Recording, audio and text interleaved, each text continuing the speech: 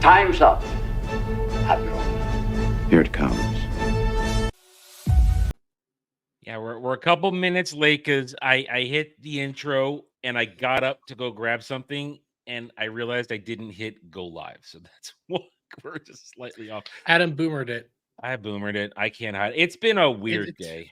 It's been a weird. I'm also behind schedule tonight. So well, there's that, but also it's just like the time when we were reviewing Mob Psycho, you know, and we had to do it like recorded, and we started talking, and you didn't hit record. Yeah, I know. That was a weird time too because my internet was all. It was during that was when my internet at first started to fuck up, where the signal would go wonky because of the wires. Anyway, welcome to Anime Odyssey, that time of the month where we take a break and just talk anime. That's right. It's not creeping in on any other streams. No, we are here to be weebs. And you guys are probably going to get a weeb fight tonight. You're going to get a bit of a weeb fight, I think. You're going to get one. And listen, it's crazy out there in the real world today. So we're here to provide you with some actual escapism from that nonsense. Just take a break, sit back, relax, and watch two nerds yell at each other, which is what's going to happen, I think. It will more than likely happen. Yeah, because I was not enthused or thrilled or really all that pleased with our choice of show for this month. In the end, I'll give you this, Dermy. It did even out, like you said, a little bit towards the end, but I still was not a happy camper overall. And I'll give my reasons. But yes, we're here to talk anime this month. We're discussing Record of Ragnarok. We have no guests, it's just us because we couldn't schedule one. And also, Dermy chose this one really for me. Sometimes we're choosing stuff for other people to bring them in, but this one was for me. And also because Dermy really wanted to do a fighting anime. He's been wanting to do one for like 6 months. And it was either going to be this or King and Ashura, and they're both two of my favorite fucking animes right now. And but listen, I love this. Anyway, so we're gonna get to that. Then we got a couple extra stuff here. We're going. I basically cock blocked Dermy from talking about this a week ago on Ballbusters because like 2 weeks ago. It was 2 weeks ago. It was that long ago. It was 2 weeks ago. Yeah. Cock blocked him for talking about this on Ballbusters. Like, no, we're saving it for Anime Odyssey. We're talking about how fan service is saving anime, and it should save anime because it belongs. It's a part of it. It's part of the culture. It's a part of the gloriousness. We got a good article on that from one of the best fan service creators out there. Hey, there was fan service in Record of Ragnarok. There is, but I wasn't really happy with it. I'm supposed to be happy with Aphrodite, and I'm not. It's like I'm the whole joke with the throne holding up her boobs all the time and her boobs flying up her face. It did nothing for me. We'll get into it. There were a couple moments of fan service like, oh, I could be okay here, but most of it didn't get into me. You're a monster. Then what was that? You're a monster. I'm not a monster. Then I found this one yesterday that there's a nice little top 8 list of these should be made into live action anime too. Oh, you did it again. Yeah. He did it again. What? Legatus. Legatus. So that's my bot, Legatus. That's bot. One of my special bots. That's a bot. To help out with my streaming stuff. It's not a person. That's twice. Twice you did it now.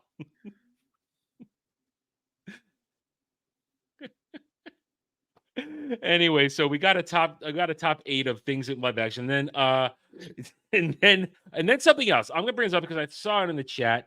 Carl Carlson brought it up here. So we'll talk about this for a minute, but we'll warm up with this one. So yeah, there's this thing going out there. Animated News Network broke this article. And first of all, Anime News, it should be known, those of you who are here probably do know that Anime News Network 20 years ago was a reputable source for anime. 20 years ago.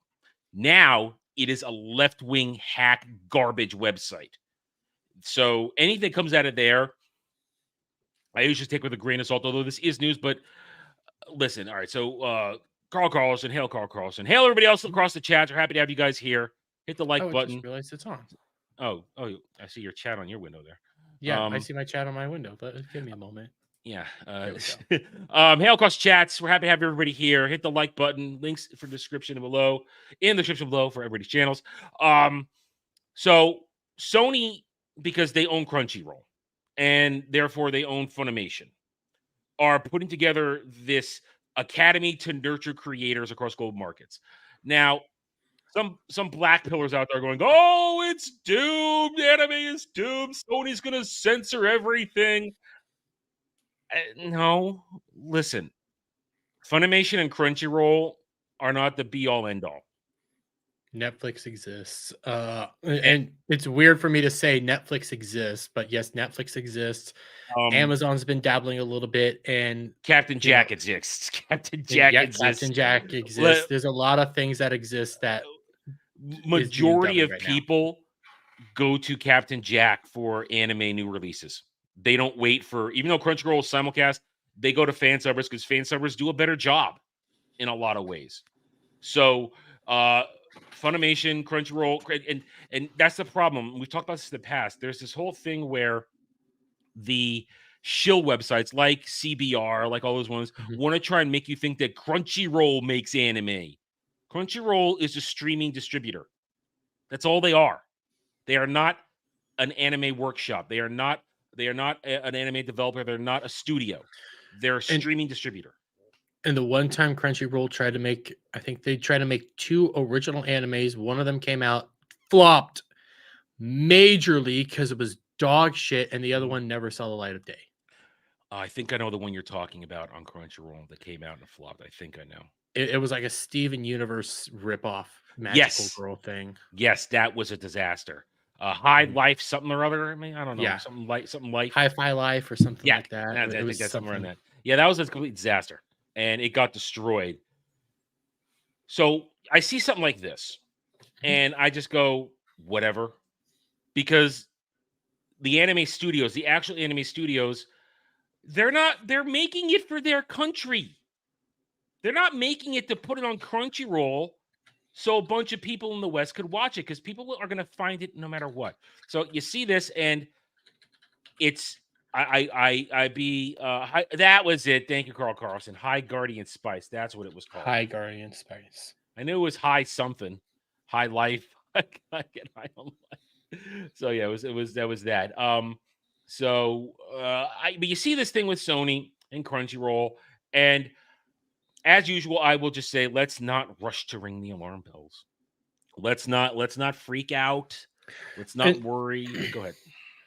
What I'll say is, like, Disney's doing the same thing right now. Disney, like Japanese Disney execs are coming out saying, hey, we are going throughout all these anime studios, and we're saying we need to start pushing, more inclusive, quit being what we are. And they're being rejected. We're getting more and more creators from Japan coming out and saying, no, we need to be doing this for us. And we're doing this way. And we're going to touch on that with our separate non-show related discussion topic tonight, where the creator of Kill La Kill, which we have reviewed on this channel, that thing is 99% fan service. Entire thing. There's just cheesecake and boob everywhere, and it's glorious. And he says, fan service, it's a good thing. And all these little weirdos who go on social media say, I saw one recently. I think it said, what was it? He so-and-so started watching this show. I started watching, we've watched it, Fire Force. It's like, I started watching Fire Force, and I'm all excited. And then there's all this obscene fan service. My God, it's disgusting. First of all, it's Fire Force is one of those equal opportunity fan services where the dudes, there's as much dude beefcake as there is cheesecake in that one.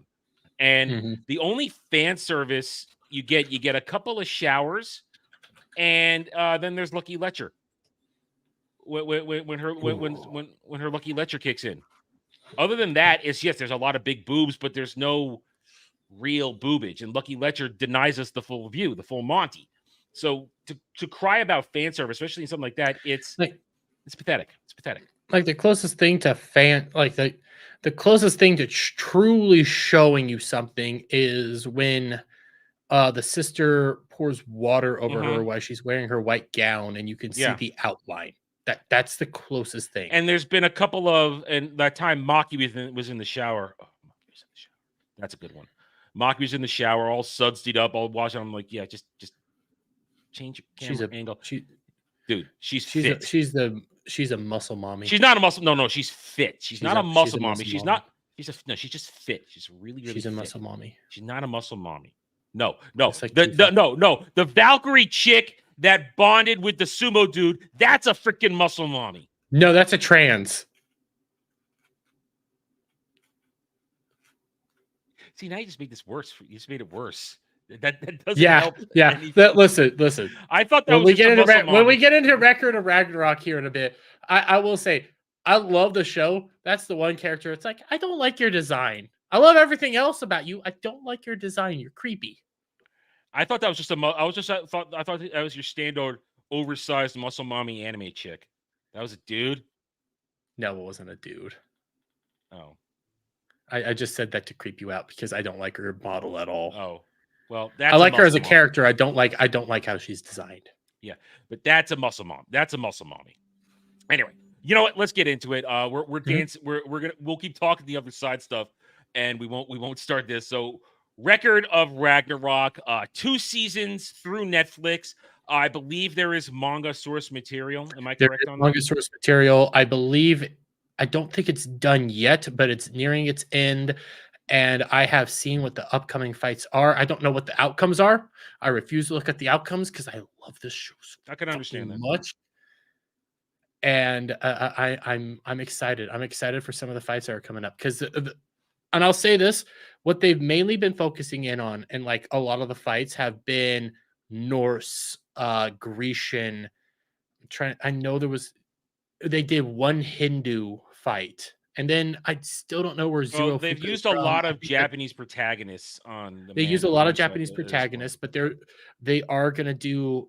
They're going to bring in some Egyptian gods here, some more biblical style gods. I like what they're doing, and there's some interesting heroes coming up. And I'm all right. Well, here's the thing. All right, Jeremy, set us up. What is okay? So this is your month. So what is Record of Ragnarok? Record of Ragnarok is a very simple story. The gods are ready to destroy Earth and bring down upon them true Ragnarok. Because in this world, the gods actually exist, and they have all the pantheons together. Each pantheon truly works together. Yes, maybe one's more Grecian, one's more Nordic, one's more Egyptian, one's more Hindi, but they're all in one giant council. And they're trying to bring on Ragnarok. But not fully explained outright yet. I think there's a little bit more to the story behind it.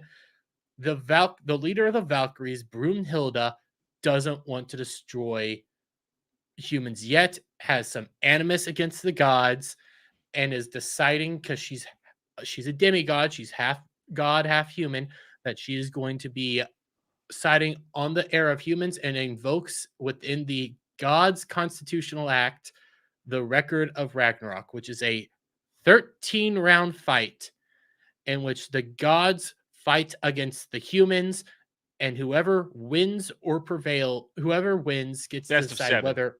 Yeah, best of 7. Whoever wins gets to decide whether the Earth 7 first. Sorry, I said there were 7. Whoever gets 7 wins. First to 7. Yeah, first to 7. Yeah, first 7.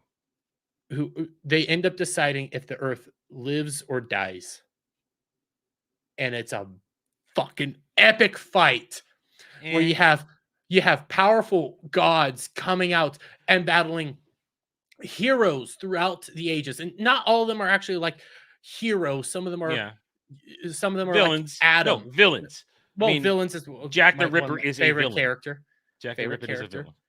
But beings from history coming to battle gods or potential gods, and in these epic fights. And I'll admit it, the first fight kind of weak, second fight better, third fight season 2 fights 100 times better. And I love every second of it because it's fights where you grow to learn a little bit about each character. Some characters have more, and I'll safely say it. The very first fight, Thor versus, and I can never remember his goddamn name. I Lubu. had Stay Lubu. away from Thor Lubu. versus Lubu. Kind of boring. Very boring. Very strong. Two very strong guys. Boring. Two very strong guys boring. coming at it. It's fun in the sense that these are two fucking strong guys going at it with everything they have. Lubu's story's kind of weak.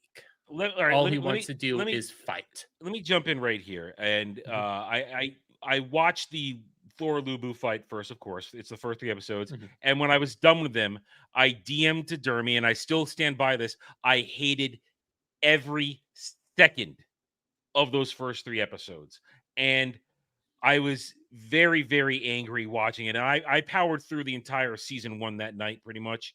Because I couldn't get to sleep for reasons, and you talk about how you're getting some stuff on each of the fighters, right? You mentioned that, but here's the problem with this story, this series, the execution. From my perspective, as a storyteller and somebody who's been watching anime for decades, the execution with which we're doing fight and then suddenly, let's jump to backstory. It, for a lot of times, it massively destroys the momentum of the fight. And it pulls me out each time. And it didn't help that they did it the worst job with that first 2 ones, because Thor, 0 fucking story, and we're wasting time watching him come out and kill. Also, on the dub, the pronunciation of these people with the dub is god awful. They can't pronounce half the stuff properly. Some of the pronouncing it relatively well. Some things they were pronouncing terribly. I'd have to go back and look, but there, like, several things, pronunciations were just completely off. Like, I believe they said Etten's wrong, or or other things. There's a lot of things they said. I think they said Jotun's wrong. Yeah, I think they said Jotun's Ettens. Not a lot of things, but it was consistent. I guess the chronicler, the third person omniscient voice, was always pronounced. A lot of things get pronounced wrong throughout the whole thing, but that's a nitpick, and that's not going into my overall distaste for this show as a whole. But that first fight, it's one giant hit. Let's give 10 minutes of backstory on each guy, and I'm just pulled out. And there's a trope in this, and this is a standard trope in a lot of anime, and it's either executed well or, in my opinion, done really bad. And this is also something I said to Dermy, so I give him a heads up, because we each deserve a heads up, I think, if somebody's going to be coming in hot with the opposite take, likely. Because ever since Jed blindsided me with the golden child debate, I always feel like somebody needs to get a heads up. You're not coming in happy, so that we can have a legitimate debate and not just have the other guy on his heels, not ready for it. I really think there's too much dialogue in this. There's too much peanut gallery dialogue, especially from Gaul, who needs to have her head stepped on fast. She is annoying. I love Gaul. He's mad. I know he's crying. Oh my god. She is a doom flag machine. She's a doom flag machine. We're winning now. No, you're gonna lose. She's crying because she truly wants to win, and then when she starts realizing that her sisters are dying, she cares about them. She's watching people that she knows and loves permanently leave existence. There you go. She cares so much about the people. We know nothing about her relationships with any of these people that are dying. The show, it's to be inferred that she cares. It's to be inferred, and she's annoying about it. She's always whining and crying. I don't care if she's being empathetic. She's an idiot. She's moron. She's the youngest, and she's fine. And she's. Are you happy, horrible. Brother Hercules is dead? Are you? Yeah. Just shut up. Yeah, because she's taking her anger out on Brune, who, by the way, Brune's a vile human. Brunhilde is also annoying. I don't like her either. Awful. I don't like anybody in this. But she's an awful human. I'm sorry. There's one person I like. I liked Buddha. That was it. Only liked Buddha. I could figure that from the freaking. Well, also his stance is kind of it fit with what I wanted to do here. But he's the only one I like. The best. Jack the Ripper's the best. Listen, he got the most backstory out of anybody in this. And I slightly disagree. No, they fucked up Hercules' backstory. That's not Hercules' backstory.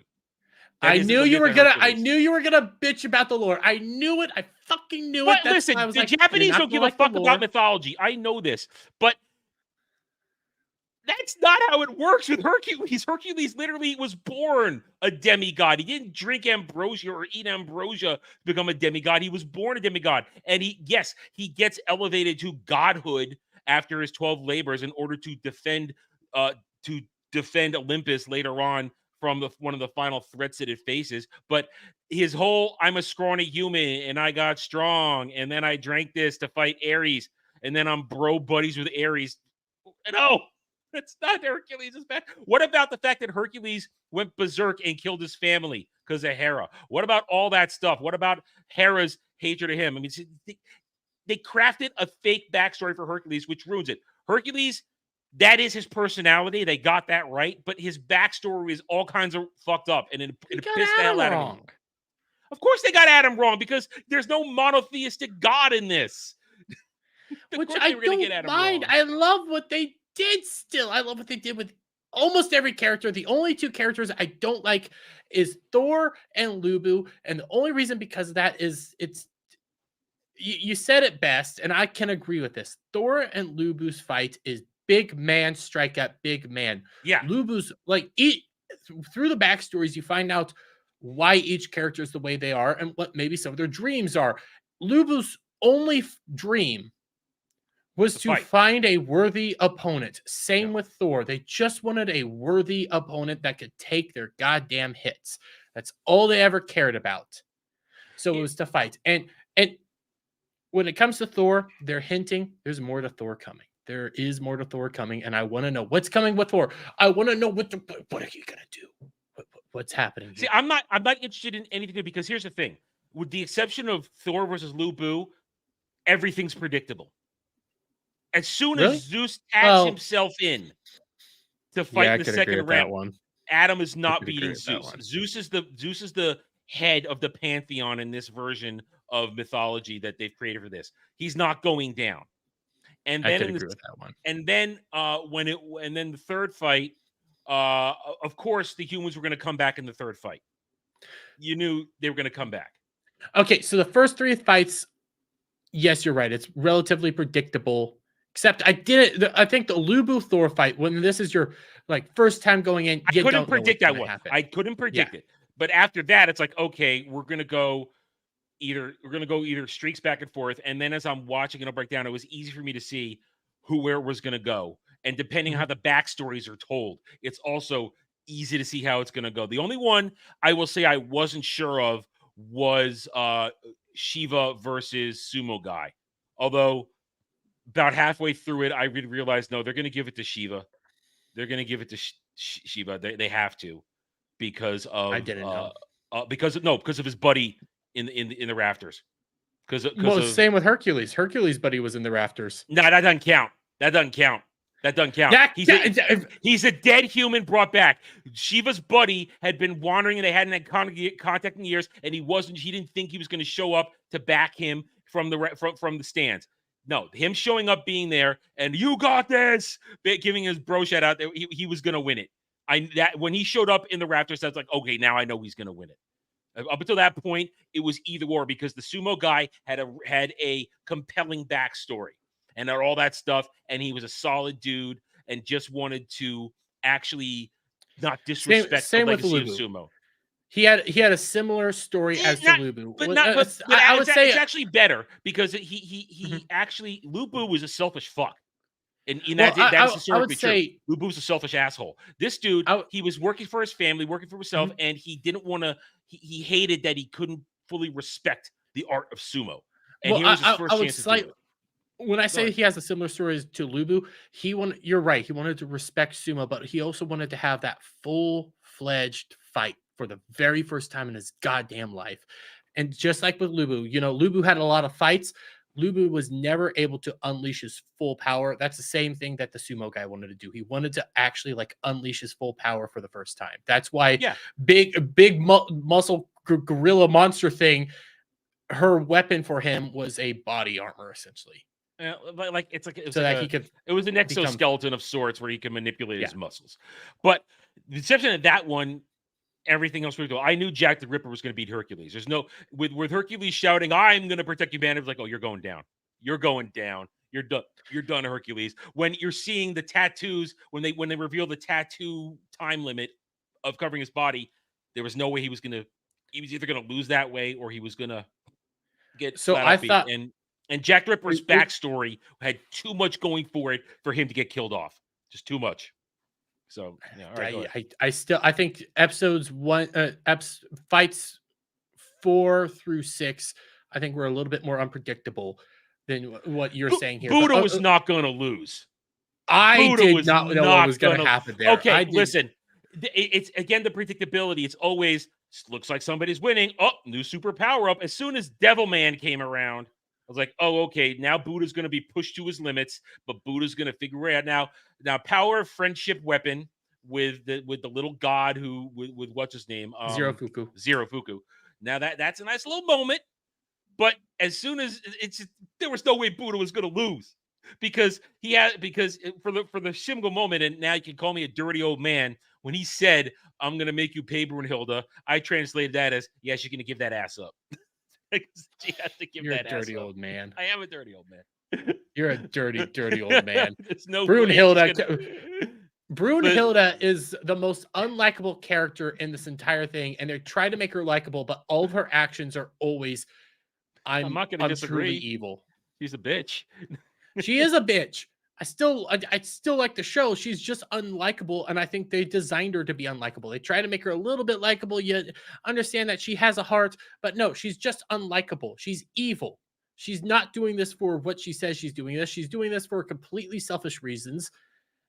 And that makes Goal her opposite. Goal does care. Goal is this person that truly cares about everybody, and she's watching her sister send them all down to potentially die. Which, by the way, what I do like about the Buddha fight, and because I have not read the Ant manga, they animated all the manga on YouTube. I don't know if that's continued or if those got copyrighted. I don't like that kind of stuff anyway. I like that. I don't either, but I haven't looked into it because Buddha doesn't use a Valkyrie.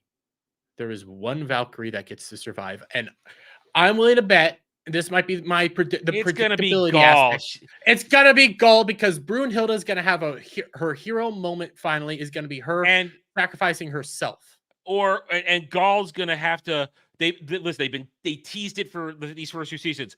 Gull's gonna have to come to realization. She's gonna have to grow up. She has to commit, and she can't just be whining and crying. And Gull's gonna be the final weapon for whoever when it's all tied up 6-6, and it's the final fight. It's gonna be her. No, it can't be her. It's either gonna be her or Brunhilde at the end. Brunhilde is either gonna sacrifice herself or she's gonna throw Gull to the wolves. Well, Brunhilde can't sacrifice herself because humanity has to win. Humanity's not going to lose. It's just a matter of how they're going to go about doing it. That's how I look at it. I mean, so there's 13 Valkyries, okay? Yeah. Buddha didn't use a Valkyrie. There will be one Valkyrie that survives. Well, actually, wait a minute. Brunhilde or Gull. Wait a minute. Gull can't do it because she hasn't trained with the Volander. She can't do it. I just realized that. Gull doesn't know what she can't. She's not been trained to do Volander. Unless Brunhilde start in like next season or so. Brunhilde. Yeah, this shit's happening moment to moment. There's no break between any of these. It's like literally 5 minutes later and next fight. Like there's no long passage of time between these fights. And it is in the spirit world. There's probably no point because they probably don't get as exhausted. And they've already hinted that Zeus might tag himself in again at some point. I highly doubt that. He said, "I'm ready to go back in," because he's not. He's not.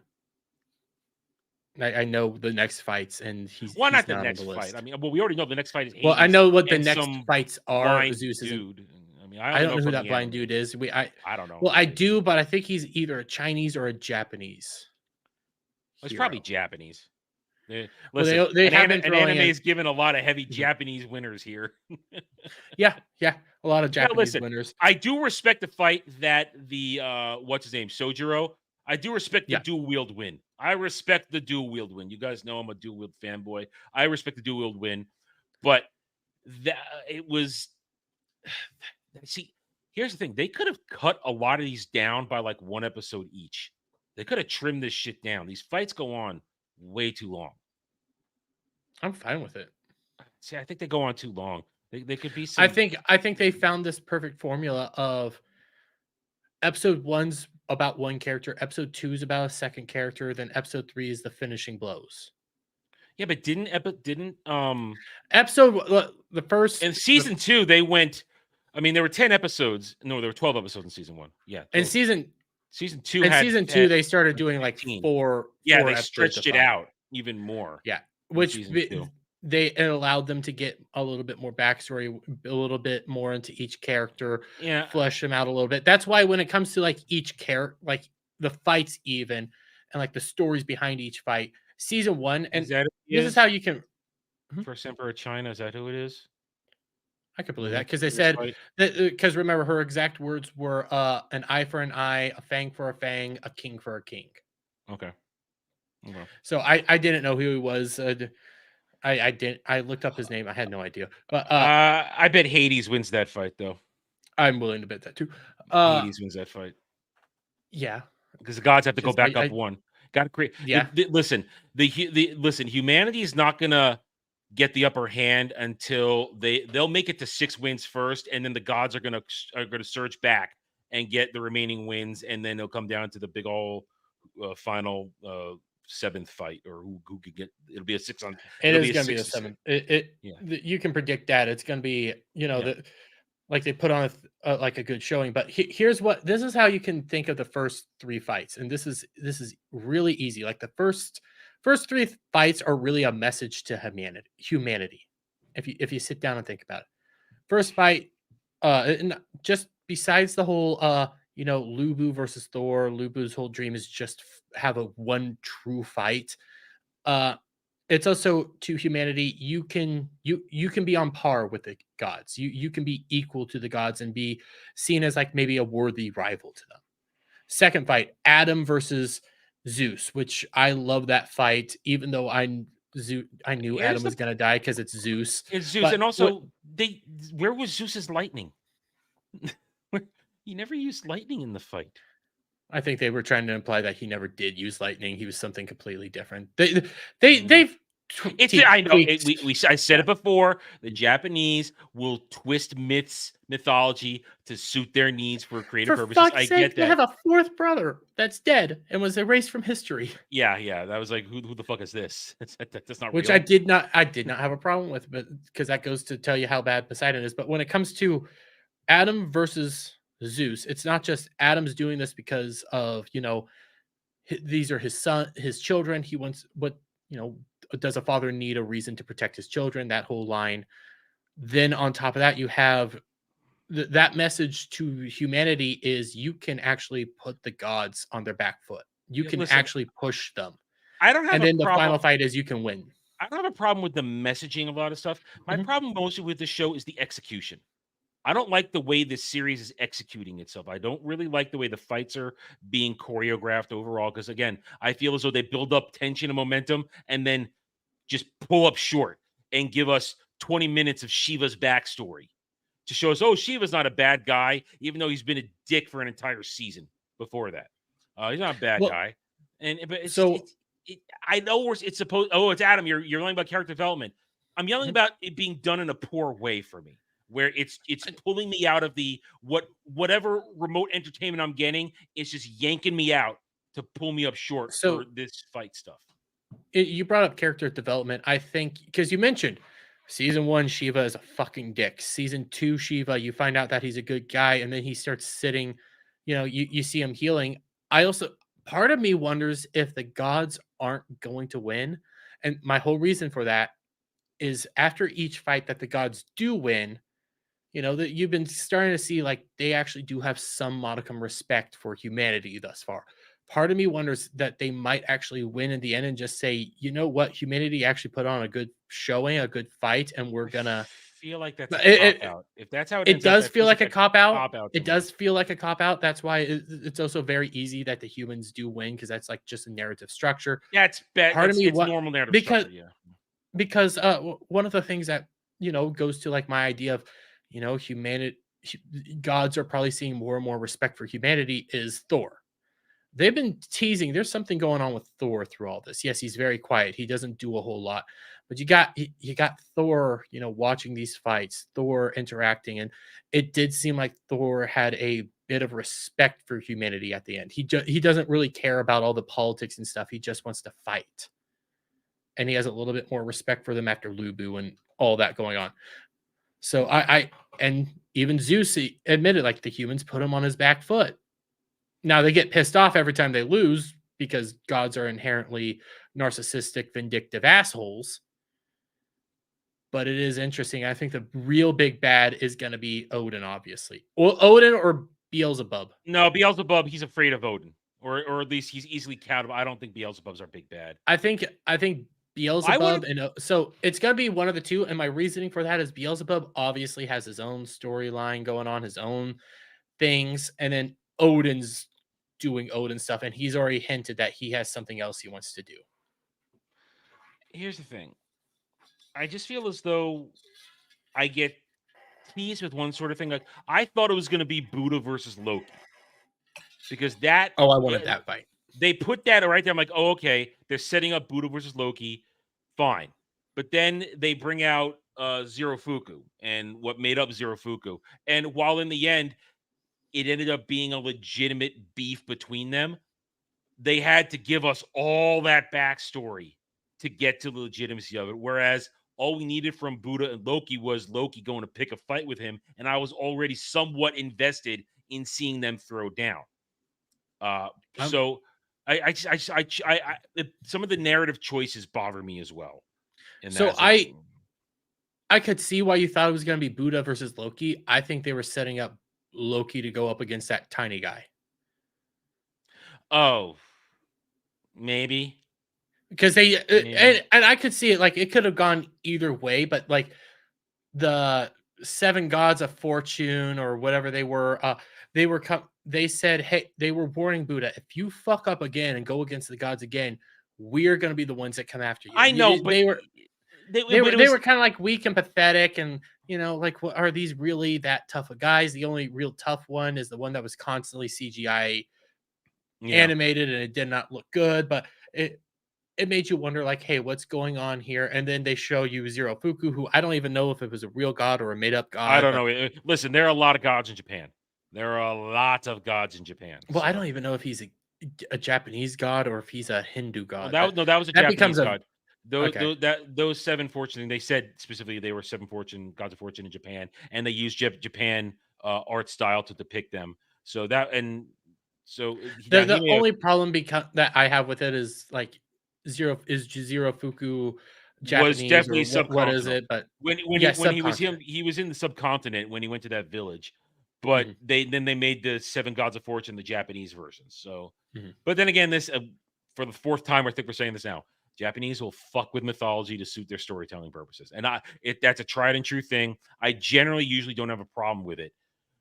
I feel the execution in this one's a little off. Also, because I'm going to say this now, I'm not a fan of the art style of this show. Really, it's kind of it's not really doing it for me. Other than the CGI, I loved almost every way that people were designed, how it looked, how it flowed. It's something beautiful for my eyes. I know it's not so much the flow; it's just the style. There's something about it where I'm not really. My eyes are. I'm not pleased. I don't get that pleasant feeling of watching good animation when I'm watching this. I'm just not. And it's a stylistic choice, and that doesn't take away from that. That's not affecting my overall judgment. That's a personal, subjective thing, and I know I shouldn't.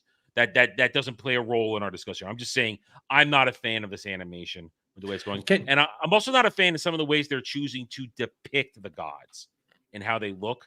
I think in some cases it's a little weird. Like,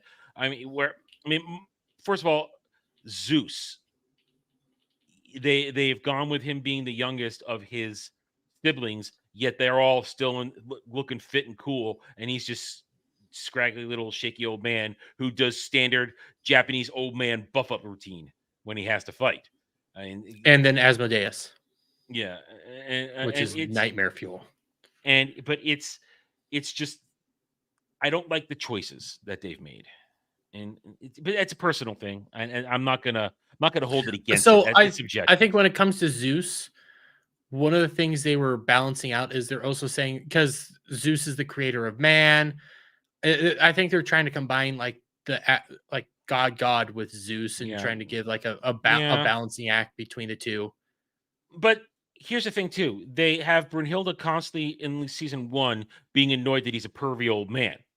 Mhm. But you then don't have a chance to perfectly set up how he is a pervy old man being the father of Hercules.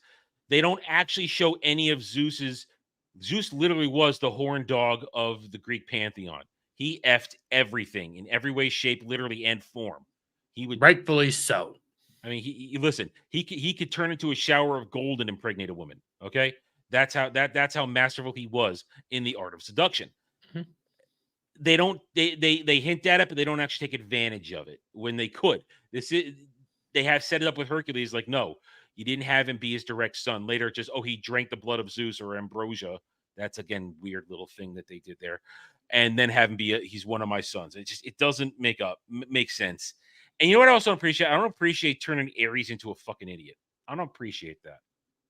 He's a moron. Oh, did you see what's going on? Oh yeah, I got it. I got it. I kind of I would say I kind of don't mind it because I think he's kind of like the opposite version of Goal, where Goal is that way for humanity, Ares is that way for But then gods, and there's like zero threat from Ares. He's not. I yeah. don't think he's going to I be don't on even the. think he's a fighter in the tournament. I did pause it and read the list of who's supposed to be on the He rosters, might, and I keep and I forgetting. Like, don't think I saw his name. I don't remember. I'd have to yeah, go I think back. that's maybe why they're playing around with him a little bit. He's not really that big of a threat. Yeah, he went toe to toe with Hercules, and Hercules still kicked his ass. So, Yeah, and Hercules has already been beaten by Jack. which, So by the way, that is my favorite fucking fight in the entire show. Jack the Ripper versus Hercules, because it is one of those moments where I was at this point where I don't know who I want to root for. I want to root for humanity, and I do like Jack, but I also want to root for Hercules because I like Hercules. I like his mhm. story. I like what he's doing, and his quest is a noble quest.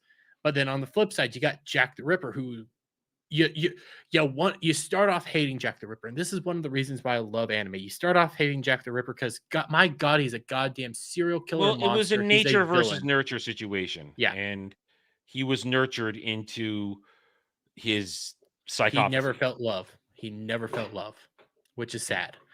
And but then by the end of it, you, you're satisfied with the fight, even though it's sort of bittersweet. Like, you don't mind the outcome, but it's still sad to have the I outcome we knew what had. the outcome was going to be, so I'd already prepared myself. Oh, Hercules is going to die. The humans need to win this. This is a must-win situation to tie it up. And Jack the Ripper's story was way too detailed for him to get offed. As opposed to Hercules, who made, like I said before, the proclamation, "I'm going to stand for humanity when I win this." Oh, And you're going down. Jack's my favorite character, and I think they're going to do more with Jack. They already hinted that it's against the rules to fight outside the ring. I think they're going to have some showdowns outside the ring.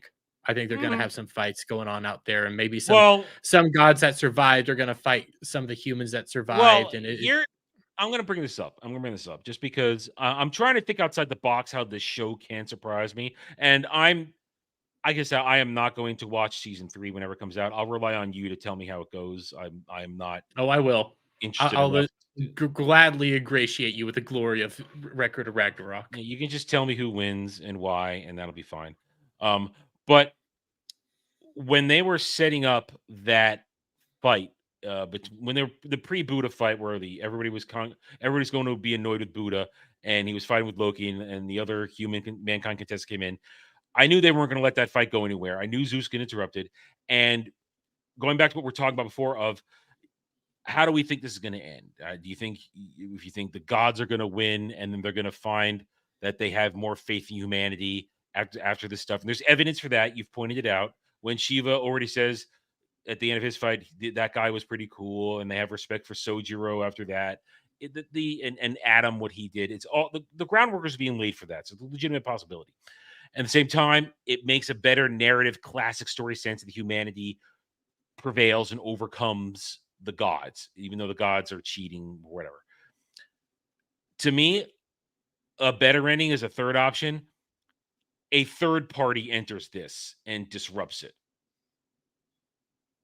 Because I don't know where it comes from. Happens. I don't know where it comes. I'm just thinking outside the box here of what would make this more entertaining for me and to subvert the expectations of the two possible probable outcomes. A third party forces humanity and the gods to reconcile and deal with that.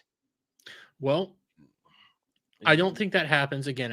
I haven't looked up the fights since the season 2 ended because I was just curious who fights. Didn't look up who wins or loses because I was just curious.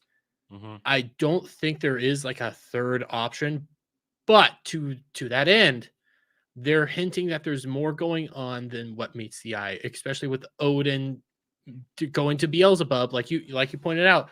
Odin has basically hinted he wants something else. Like there's more to this fight than he's letting on. And I want to know, what is this other thing? What do you want? Because they're going with the God of Death version of Odin. They're not going with the all-knowing being. All-Father, the All-Father. They're going with his death form because he's their embodiment of death, which I love some of the imagery they've done with him and some of the artworks where he's just a skull. One other thing then too, I want to bring up is that how do I put this? You know, go ahead, make your next point, because I have to refocus my thoughts on this. I'm more working on trying to figure out what you were going to say right now. Just so because I'm in the defending position, like if I'm going to keep going forward, I like how they do besides Thor versus Lubu. I do enjoy here's a break. Let's talk about these characters and let you find out about these characters. Maybe they could do it in a different way. The pacing. It's the pacing that is my problem with that. I like it because you take a look at like Sojiro versus Poseidon. They did all of Poseidon stuff to try to tell you like Poseidon's a fucking freak and it will just kill everybody, even his own brothers. He does not care. He is a beast, and he's not the accurate version of Poseidon, like we've already said. Yeah. But he doesn't give a shit. He's gonna kill because he's a destroyer. Whereas Sojiro, when you're doing his thing, it's like, why did he come here as an old man? They say, well, it's because that's his best, why he's in his best state as an old man. Then he's the number one underdog, number one under the sun. World's greatest. Why is he like that? History's greatest loser. History's greatest loser. And it's like, why is he called that? And you go through his story. He's never won a legitimate fight, but he trained so much to the point that he was better than everybody, which is weird. There's nothing wrong with that backstory. I just think the pacing is off because it takes away from what we're here to do. We're here to watch these people fight. And that's where I go back to my animation. I think the animation, even though they don't cheat and reuse frames and stuff like that, every motion is legitimate. I feel as though sometimes they're not being, for some of these fights, they should be giving us more. I will say they sort of cheat, but they cheat when they need to cheat because it's when they're doing like Adam versus rapid exchange. They're doing the rapid classic. Exchange. That's not a fair cheat, but it is technically a cheat. Yeah, I don't count that though because everybody does that, and all anime does that, unless it's something like we talked about previously, like with a Fate Stay Night, where they will go literally frame for frame and not cheat and give you every blow. Or Gundam. Well, later Gundam shows do cheat. Well, G Gundam is notorious for reusing frames. Gundam Seed cheated too, and Destiny cheated. They cheated, and people always yelled at it for that. I don't care. It's only usually for a frame. It's not for the actual full fight, but you know what I mean. For me, when I say they cheat, is that they're they aren't delivering on some of the full impact of some of these things. It's like we should Mhm. see more, maybe get a closer look, maybe have it be a little more intricate, not just giant over swathing attack and moving on to the next part. It's just, for me, it goes with the I pacing too, because then once we're back in the and fight, I want more, and you're not giving me more. And maybe I disagree with you because I think they're giving it to us just right, especially with like the final episode becoming more of the each fight becoming more of like this is the fight. Let's see what happens. How is this going to play out? Especially with Jack the Ripper versus Hercules. Oh my god, that was I legitimately did not know what was going to happen there. I was so enthralled with the fighting, and it just kept going and going, and they just Well, kept changing blows, and I was not expecting how he was going to win in the end. maybe because I wasn't so enthralled that I was looking at it from a more analytical perspective, thinking from a storytelling perspective that this is going to end with Jack winning. There's no way he doesn't win at this point. It then maybe because I wasn't so pulled into it. That's how I was able to see he was going to win it. And that's fair because I legitimately love this. I'm waiting. I can't wait for season 3, even though I only know like off the top of my head because I cannot pronounce a lot of the other human fighters. I do know they're going to go with Nikola Tesla as I was going to one say of the that was one of the things that was contestants. going to come up. But that is because I did see his name on the list. Mhm. That is one of the only ones that I am somewhat interested because I'd like to see what are they going to do with Tesla. Because How are they going and to do or work that in this there? you brought up Fate. Nikola Tesla is within the Fate universe. And you mentioned that And- too. Now that you Mhm. brought it back up, I think that's one of the reasons why you probably like this. It's like a ghetto Fate Stay Night friend, part of the. It's like Mhm. ghetto Fate Stay Night. I think that's one of the Yeah. reasons I think you like it. And there's a little misery porn in this too, which also appeals A to me. little bit, but there's also like hope. Like again, my favorite character is Jack the Ripper because I love the way they did Jack the Ripper, and this is something I do like in storytelling, where they're gonna give you a miserable piece of shit that you Well, want to hate from the get go, and then they tell they you a had to story, and make it you're up like, because there is no yeah, they lore had, outside yeah, of his murders. There is no real mhm. lore for Jack the Ripper, And so you had to make they something up. made a character that you're predisposed to hate by nature. They made him likable and tragic and an enjoyable character nonetheless, and honestly, kind of a good guy. Here's the He thing: he wasn't evil. Mhm, He was a villain because of his actions, but nurture turned him into it. His nature was not to be evil, but nurture turned him into a villain. I mean, I said that wrong. I didn't want to say it. Nature did make him a villain. Nurture turned him into a villain, mhm. and he didn't understand proper social cues at that point. So he just acted on the single desire that he had developed himself to see the colors of souls at certain with emotions. And Mm. so when it was coming into it, I thought, okay, I'm not hating him as a villain. I don't think he's evil. I mean, they gave me his backstory. He's just his life sucked, and this is how he decided to go about doing it. Therefore, when the crowd is so angry, and once more, this is my earlier complaint of too much peanut gallery dialogue, diluting what should be stronger dialogue from the participants or more involved characters. Uh, I mean, listen, when we were doing Jack the Ripper and Hercules, I didn't really need Sir Arthur Conan Doyle and Shakespeare talking. I didn't really need that. Oh, I liked it. I didn't need it. I enjoyed their back and forth, and then you get honestly the woman that did love him as a kid. The Hey, one little listen, woman there at the the whore, very end, she the the whore, whore. the other Yeah, whore. but the other whore, but she did truly love and care about Jack. So when she Yeah. sees him up there fighting, she does feel sorry for him and says he's just never felt true love. And I do think she did love him because his mother was a bitch. Oh, she was a horrible person. She's There's no on par with question. frickin' she's on par with Brunhilde as awful. Well, no, listen, Brunhilde may be awful, but Jack's mother was horrid. Brunhilde's just a bitch. Jack's mother was horrid, where her love wasn't really for him, it was for him as a tool to elevate her in society. And Mhm. so And that's what made Jack yeah, snap. yeah. And I do love the Sumo guy's story as well, and I love that fight, but it's just the Jack versus Hercules fight is my favorite.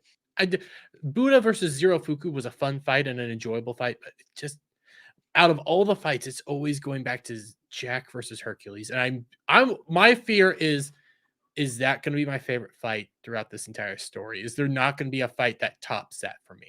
I see. You asked me before we started this whole thing.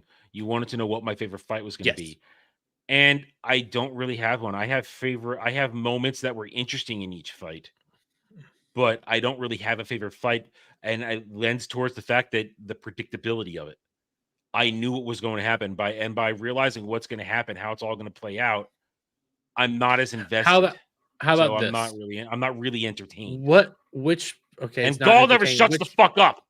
You say Gull, I love Gull. She's cute and adorable, and she's a sort of a stand-in for the audience. But there is the peanut gallery that could also be the stand-in for the audience. But I think I like how it flows and how it works a whole lot better than you do. Obviously, Yeah. I'm trying to ask this question: which is the fight you hated the least? How about that? Hated the least. Well, I mean, hated the least. I didn't hate Jack versus Hercules because it was a well structured fight. It was at that point it was the most interesting one, having it take place in a facsimile of London. That was interesting. Uh the Buddha Zerafuku fight and eventually Papias fight. It was interesting because Buddha as a character was the only one I've really, and when I say like, is he's the one that I have no negative feelings towards Buddha because he, although I will criticize one thing concerning Buddha and everybody else, a lot of modern day dialogue makes it into the localization, and that hurts it for me. Buddha should So not be saying bro I don't back mind when that. I hate that. I will I also give hate the my term bro. I hate that term. I hate it. I like bro as a term, and I think it does fit well with Buddha being a very relaxed, chill kind of But dude, going with I his would own accept it flow. at this point in time, Mhm. not during his origin when it's supposed to be, whatever year it was in India, you know.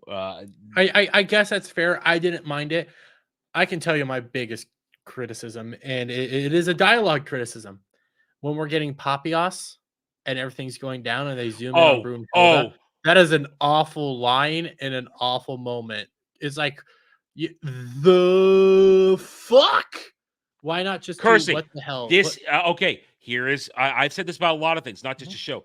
I do not like cussing Hmm. in my anime. I don't like it when once in a blue moon, a shit or a fuck, fine. But there's there was too much cussing in this, and that's a Netflix problem. That is a Netflix, Netflix problem, that's a but Netflix problem with their so I don't have a localizations. problem with the cussing because they do specifically say that like the one that cusses the most is Brunhilde, and they Mm. specify that's part of her It's a personality. gag, She's a and potty yeah, mouth. yeah. It's her gag. But that line and that Well, delivery was just so Papias it in was general, awful. he's that's why I can't say it's my favorite fight because Papias starts off this giant menacing thing. He's going to talk very little bit, but then during the fight he starts going punishment, punishment, punishment. It's like, oh god, shut up, So just shut up now. You just ruined it. You ruined it. so my this is gonna go to like the design choice. Like I liked Papias, I liked the fight.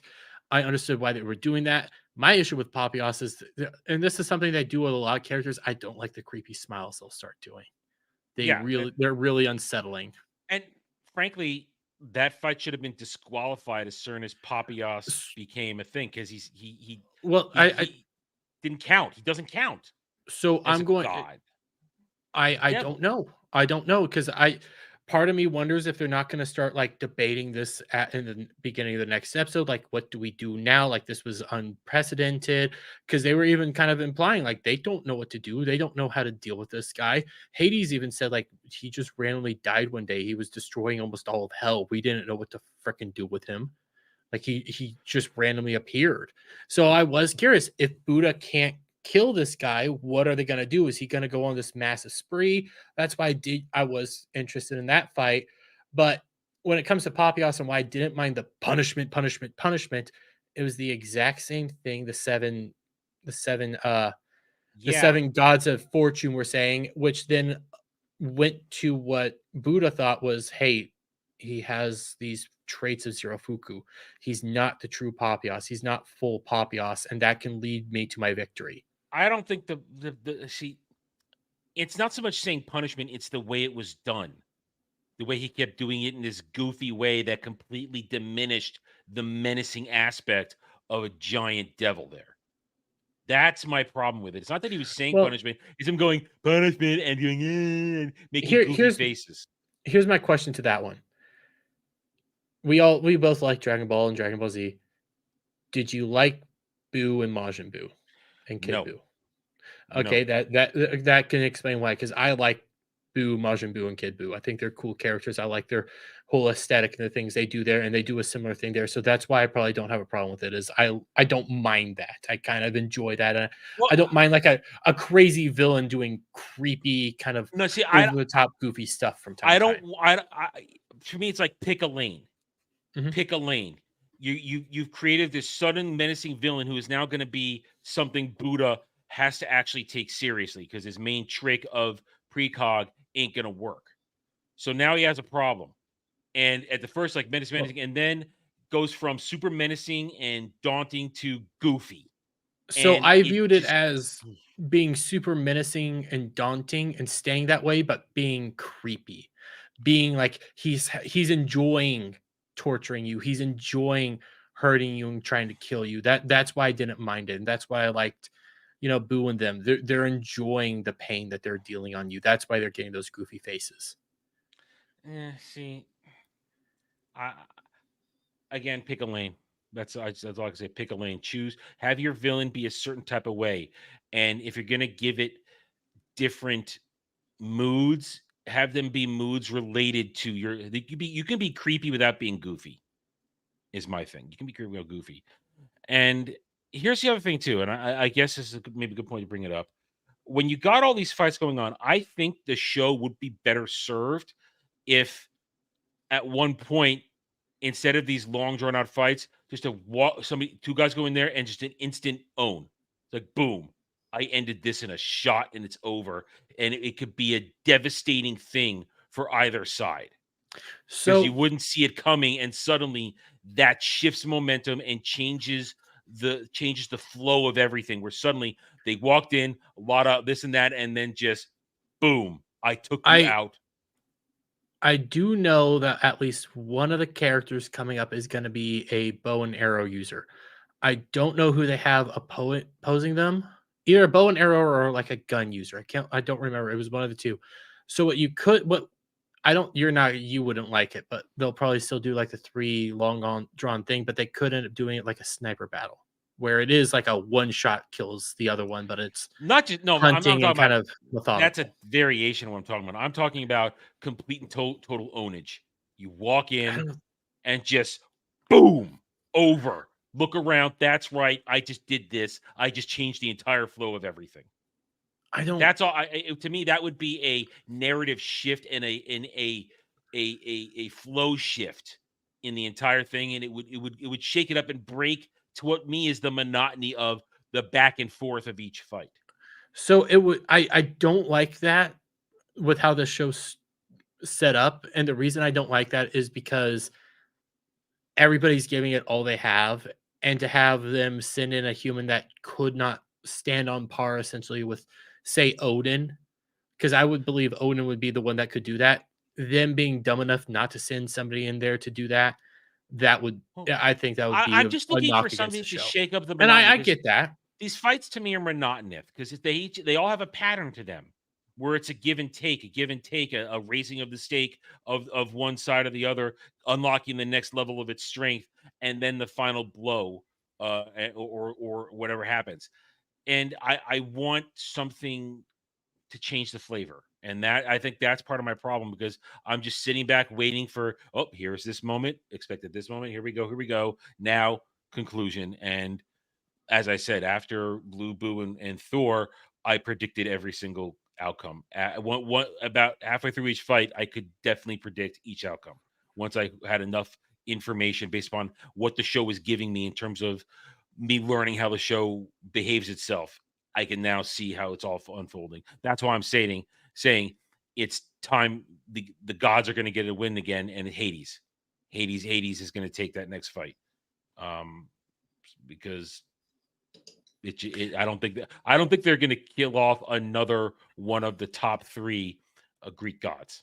They already killed off Poseidon, and Hades has already said the Greeks need their own vengeance, and the Greeks need to get a freaking win. Greeks haven't gotten their vengeance yet for the death of Poseidon. Yeah. They've taken not for the death of Poseidon or Hercules. They've lost. They've only had one win, and they're not going to kill off one of the top 3 of the Greek gods because they're not Zeus. That's why I said no. And again. Oh yeah, they're not. As soon as Zeus took the stage, I knew that fight was going to go to Zeus. There's no even done. And as soon as Poseidon took the stage, Poseidon's going to lose. And now Hades will not lose because he has to maintain the balance of that kind of thing. And frankly, I think it's going to go. And this is me predicting, and you can confirm it for me later on. And if you're and people in the chat, please don't spoil it, as neither of us. Jeremy knows when we spoiled, and you by telling me you'd be spoiling Jeremy. So don't spoil what I say. I think Hades gets the next win, and that puts it at what? 5-2. No, sorry. I think 5-5. They're at they just did fight 6. So they're tied up. Yeah, they're tied up. They're tied up now. So it's 3-3 right now. 3-3. So Hades is going to win. It'll be 4-3, and then the humans are going to rally back. I think Mankind wins the next 3. I think Mankind gets all the way to 6, or at least gets to 5 before the gods. And I would see them getting maybe the next. Considering there are only 3 matches per season, the gods win this one, Hades, and the humans and Mankind wins the next 2. And when you go to season 4, Mankind's going to be up 5-4. Yeah, and I again, this is me working off my memory. I don't remember the list, and I'm not going to look at the list just because I had to find one of the special freaking phone links that don't show you the whole fight and just gives you the list. Yeah, and I know if I look it up on my PC, it's going to give me who wins, who loses. The way I see it moving forward will probably be Hades definitively wins, possibly human, and then it is going to get to the point where there's going to be one match to end it all. I think they're going to get to the third. I think they're going to get 6-6 in the last one. They have to win. They have to. Here's the thing. You know why they're also going to have Hades win? Because if it is another Chinese guy, no way a Japanese are going to let a Chinese get a win. You know what? I don't mind that. Because I would guarantee that's one of the reasons they had Lubu out there.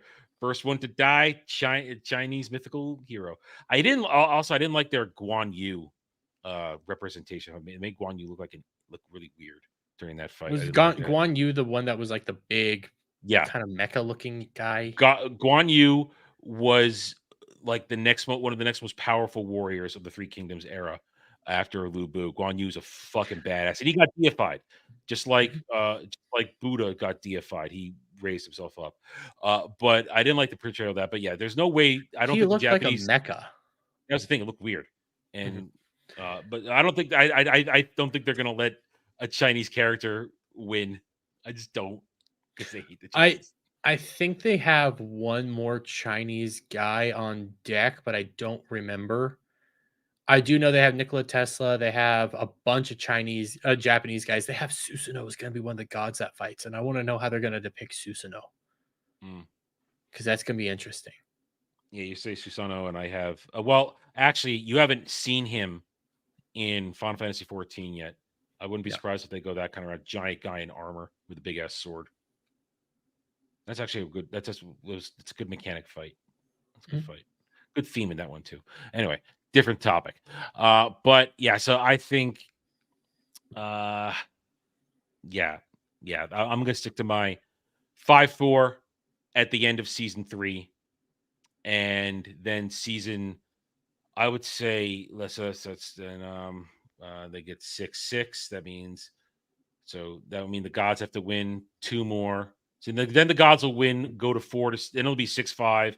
The humans will win that one, and then season 5, because unless they stretch out season 4 to cover the last fight, then or they stretch out season 3 to add in an extra fight so that no, I don't know how they're going to do it. I don't know how they're going to play it out, especially because again, as I said, it seems like there's weird stuff going on at the sides. Maybe some of that impacts some of the fights and how it plays out for a while. Maybe some of the fights don't go as we think. So either way, at the end of it, let's wrap this up because let's move on to the next stuff. I was not the biggest fan. I didn't hate it as much as I hated those first 3 episodes. I can admit that and being completely honest and not just hamming it up for the hate portion of it. But I really wasn't enjoying myself watching this. It was because of the predictability, the lack of interest in the characters. Because I'm not really rooting for any of these characters. I'm amused by them at times. There was what got a laugh. I think it was during the Buddha fight. Something got said, and it actually made me laugh. It was the first time I really laughed the entire time. Was it the puberty joke? No, that wasn't funny. Okay. But I'm not really, if I'm not laughing and I'm not into the fights, I'm not into the characters, I'm not rooting for it. This show isn't really feeding me on my weeb level. It's just not doing it for me.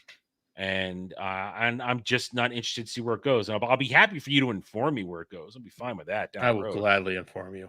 But personally, who knows? Maybe I'll pick this up again. Hang on. I got fucking cricket in here. Vamp, I got to kill this thing. So he has a cricket. He's gonna go insane gladly, guys. The old man has a cricket issue, I guess, but here's what it is. But how are you guys doing, Chad? I'm doing just fine. You don't understand. I got to kill this thing. If I don't kill it, it's gonna wake me the fuck up. Maybe I want you to wake the fuck up. Where the hell did it come from? How's it over here? Hop away. Keep talking. So he's unmuted, obviously, and I'm more now just enjoying listening to him run around the room and attack this pesky little critter. But it's moving towards the closet, and if it goes in there, I'm gonna lose it. You're probably gonna lose it. You're gonna lose it. No. I know how to do this. All right, now I am gonna mute because I got to go get a weapon from the other room. So Vamp. Oh my God, he's gonna shoot up his house. No, I'm just getting my soapy squeeze bottle. I'm going to stun it. Close enough. We're fine. We're just listening. Winky face says Carl Carlson. Oh, well, that's nice. Carl, guys, listen. Okay, you got the angry boomer out the room. Okay, now it's my turn. Now this is my show. And I 100% want all of you guys to go out and watch Record of Ragnarok. This is a fun show. This is an awesome show where people go fight to the death in epic proportions. And you also get to learn a little bit about each character. I love how they do the development. I love how they're playing it out. Some characters I like more than others. But for the most part, I've enjoyed every second of the show. And I think that you guys should definitely go out there and watch it. There's a 10 out of 10. By far, no. I would probably give it about as 8 out of 10. I would give it an 8 out of 10 as a show. It is a show to watch. There's some problems, some dialogue choices I don't like. I don't like how Brunhilde just randomly it's an entire line, it's an entire scene. They draw it out where Brunhilde literally just says the fuck. And I don't like the delivery of it. I don't like how the dialogue is. They could have done a whole lot different. Like they could have had her just yell "what the hell" that whole time. So like draw out the "what the hell," but instead they do the fuck, and it's not appealing to the ears. It doesn't flow very nice. But I like Zeus.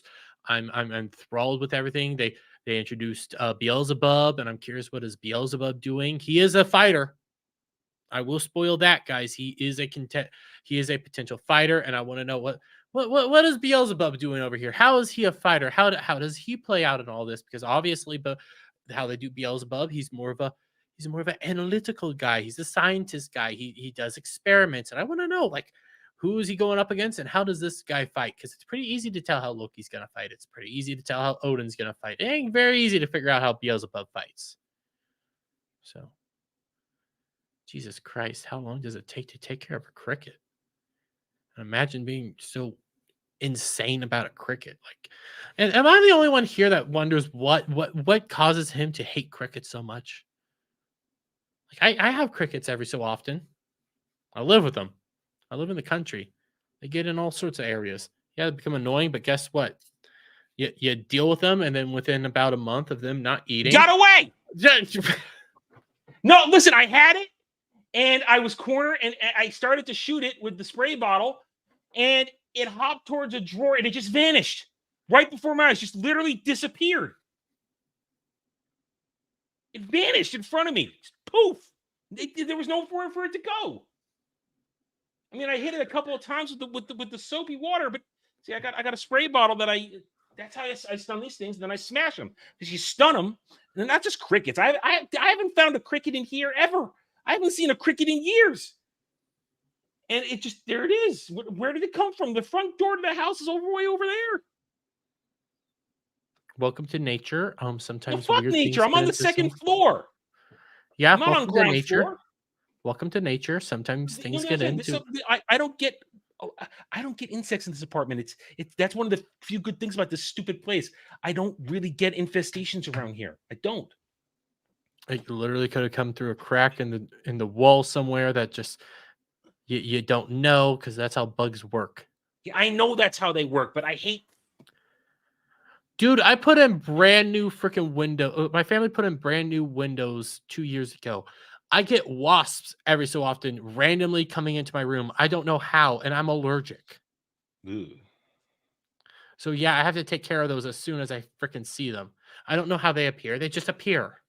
And by the way, I agree with Ariel. It's the gas that they use to get rid of crickets. It causes Adam PTSD. Makes no sense. No, it does. There's Think about it. There's no. Think about it. Oh, shut up. That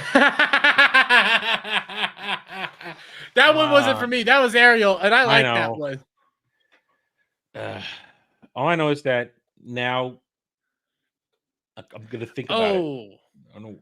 Ariel, I like picking on Adam as much as the next guy, but even I can't. I don't wish that on him. Those are fucking horrible. No, we don't get. No, we don't get those. No, those we don't get those here. Though we don't. I lived in an apartment back during. I lived in New York. Okay. In my apartment in Kansas, got infested with fucking cockroaches. We call up the landlord. He doesn't do anything. And the worst part is we knew where the cockroaches were coming from. They were coming from the sewer right across the street. They were just coming in from the drain. And it was disgusting. All right. So now, considering I saw where it went, it I mean, probably maybe went back where it came from. It didn't get in the closet. It didn't get in the closet. It went another. It went over there. There's like drawers there, but there's nowhere for. Where did it go? Where did it go? Just it vanished. It hopped and it just poof. It was gone. Maybe it went back to the way that it you came into the room at. That's all I can hope for at this point. I mean, I hit it a couple of times with the soapy water, so it may be poisoned at this point. It may die someplace.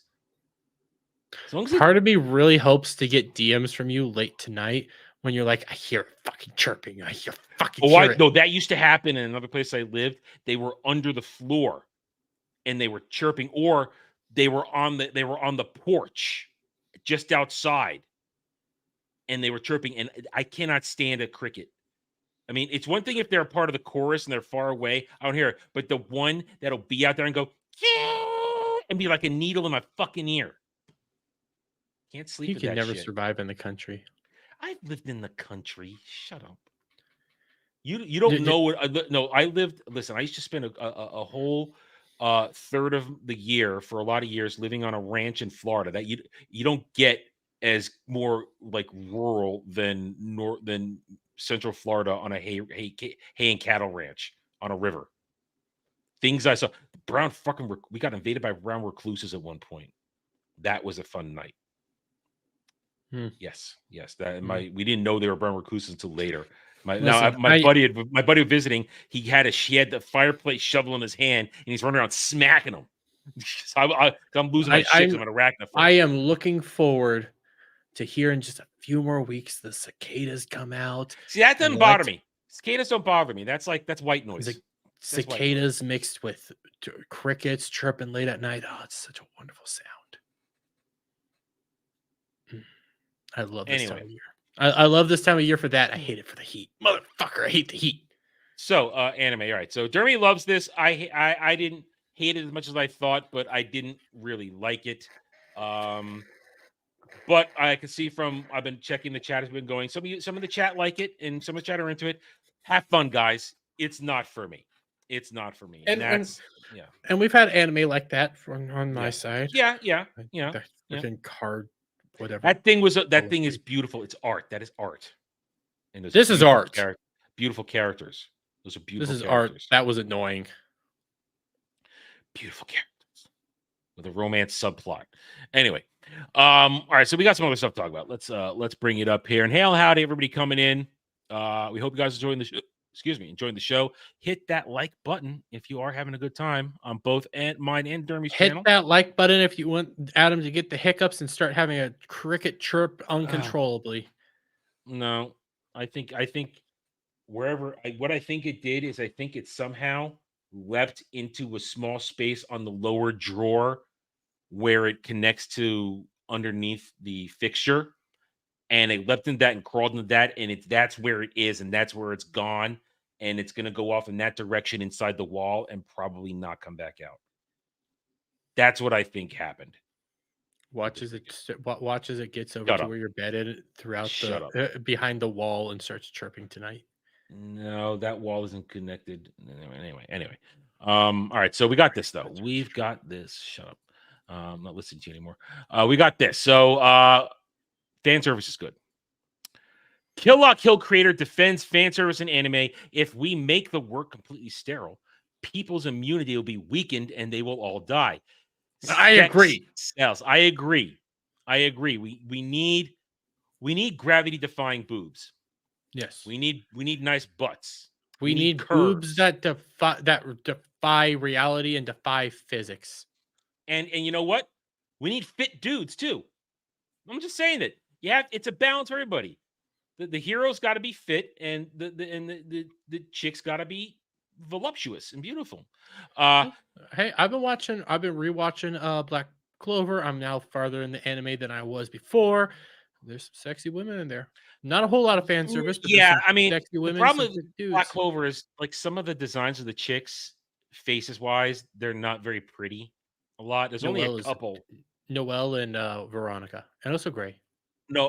I like the chick who actually we know likes Asta, who's the plant chick. What's her name? That's not Maria. I forget her name. I've only seen it once. Mozilla, I think. Well, you would know better than I. You're more versed in it than I am. She has good artwork, and also she's got stealth boobs.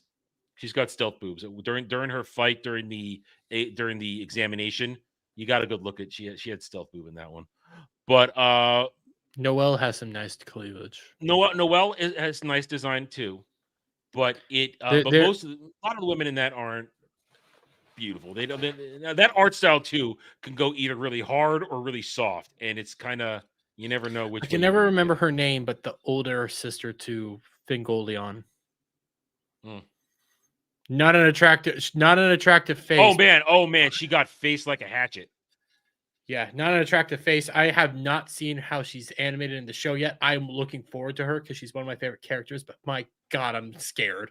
Yeah, some of those chicks have face like hatchets, dude. Anyway, but in the opinion of Kill La Kill creator Kazuki Nakashima, while there exists a growing opposition among Western audiences, puritanical Western audiences, mostly made up of left-wing SJWs. Okay, let's just remember that. That's what it is. Audiences to the concept of risque anime fan service. He and his fellow creators should dare to take on the stigma and keep including such content in the works. And like we said, Kill La Kill, dude, that thing is all about jiggle physics. That show, this show is all about jiggle physics. It's one of the jiggle physics shows. There's like a handful of them, like they're defined by their jiggle physics, and this is one of them. And it's glorious. Oh, Not only because it's a good one. Yeah, Kill La Kill. We reviewed it. We did the review on that. It had stellar writing, stellar animation, great characters, great fights. Everything with Kill La Kill is fantastic. Outstanding soundtrack. Going back, I will say the Record of Ragnarok soundtrack is good. I will give it that. Ooh. It has a good soundtrack. Soundtrack's good. Although they did reuse shit too much. I expected fresh shit for every regional god or hero. I can agree. I can agree with that. Not trying to change the subject, but I can 100% agree on that. Yeah. I do like they start adding in some like new tracks here or there. Like they don't use the same tracks for like during Jack the Ripper and Hercules fight. They added a few new tracks. Yeah. Nakashima, who in addition to Studio Trigger original series, is also known for penning such fanfare productions as Gurren Lagann, Tengen Toppa, and Gurren Lagann. Not as much fan service, but Yoko in that one has she has the package. Promo Rare, Kamen Rider W, and Kamen Rider Furs offered his thoughts on the titillating topic during a May 2024 interview given along series director Hiroyuki. Let me see over here. Imaishi.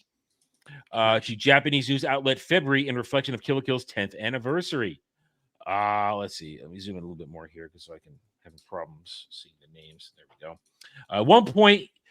At one point, met with the observation from the outlet Shotaro Miya, as machine translated by Deep L, that the production of the over-the-top and bombastic style of fashion-centered seinen series was only possible because it was made 10 years ago.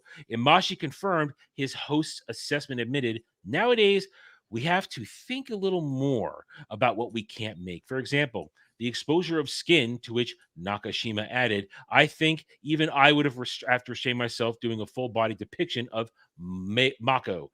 And yeah, that's a thing. I mean, you see right here again the artwork. It is a beautiful. It was 100% a beautiful anime.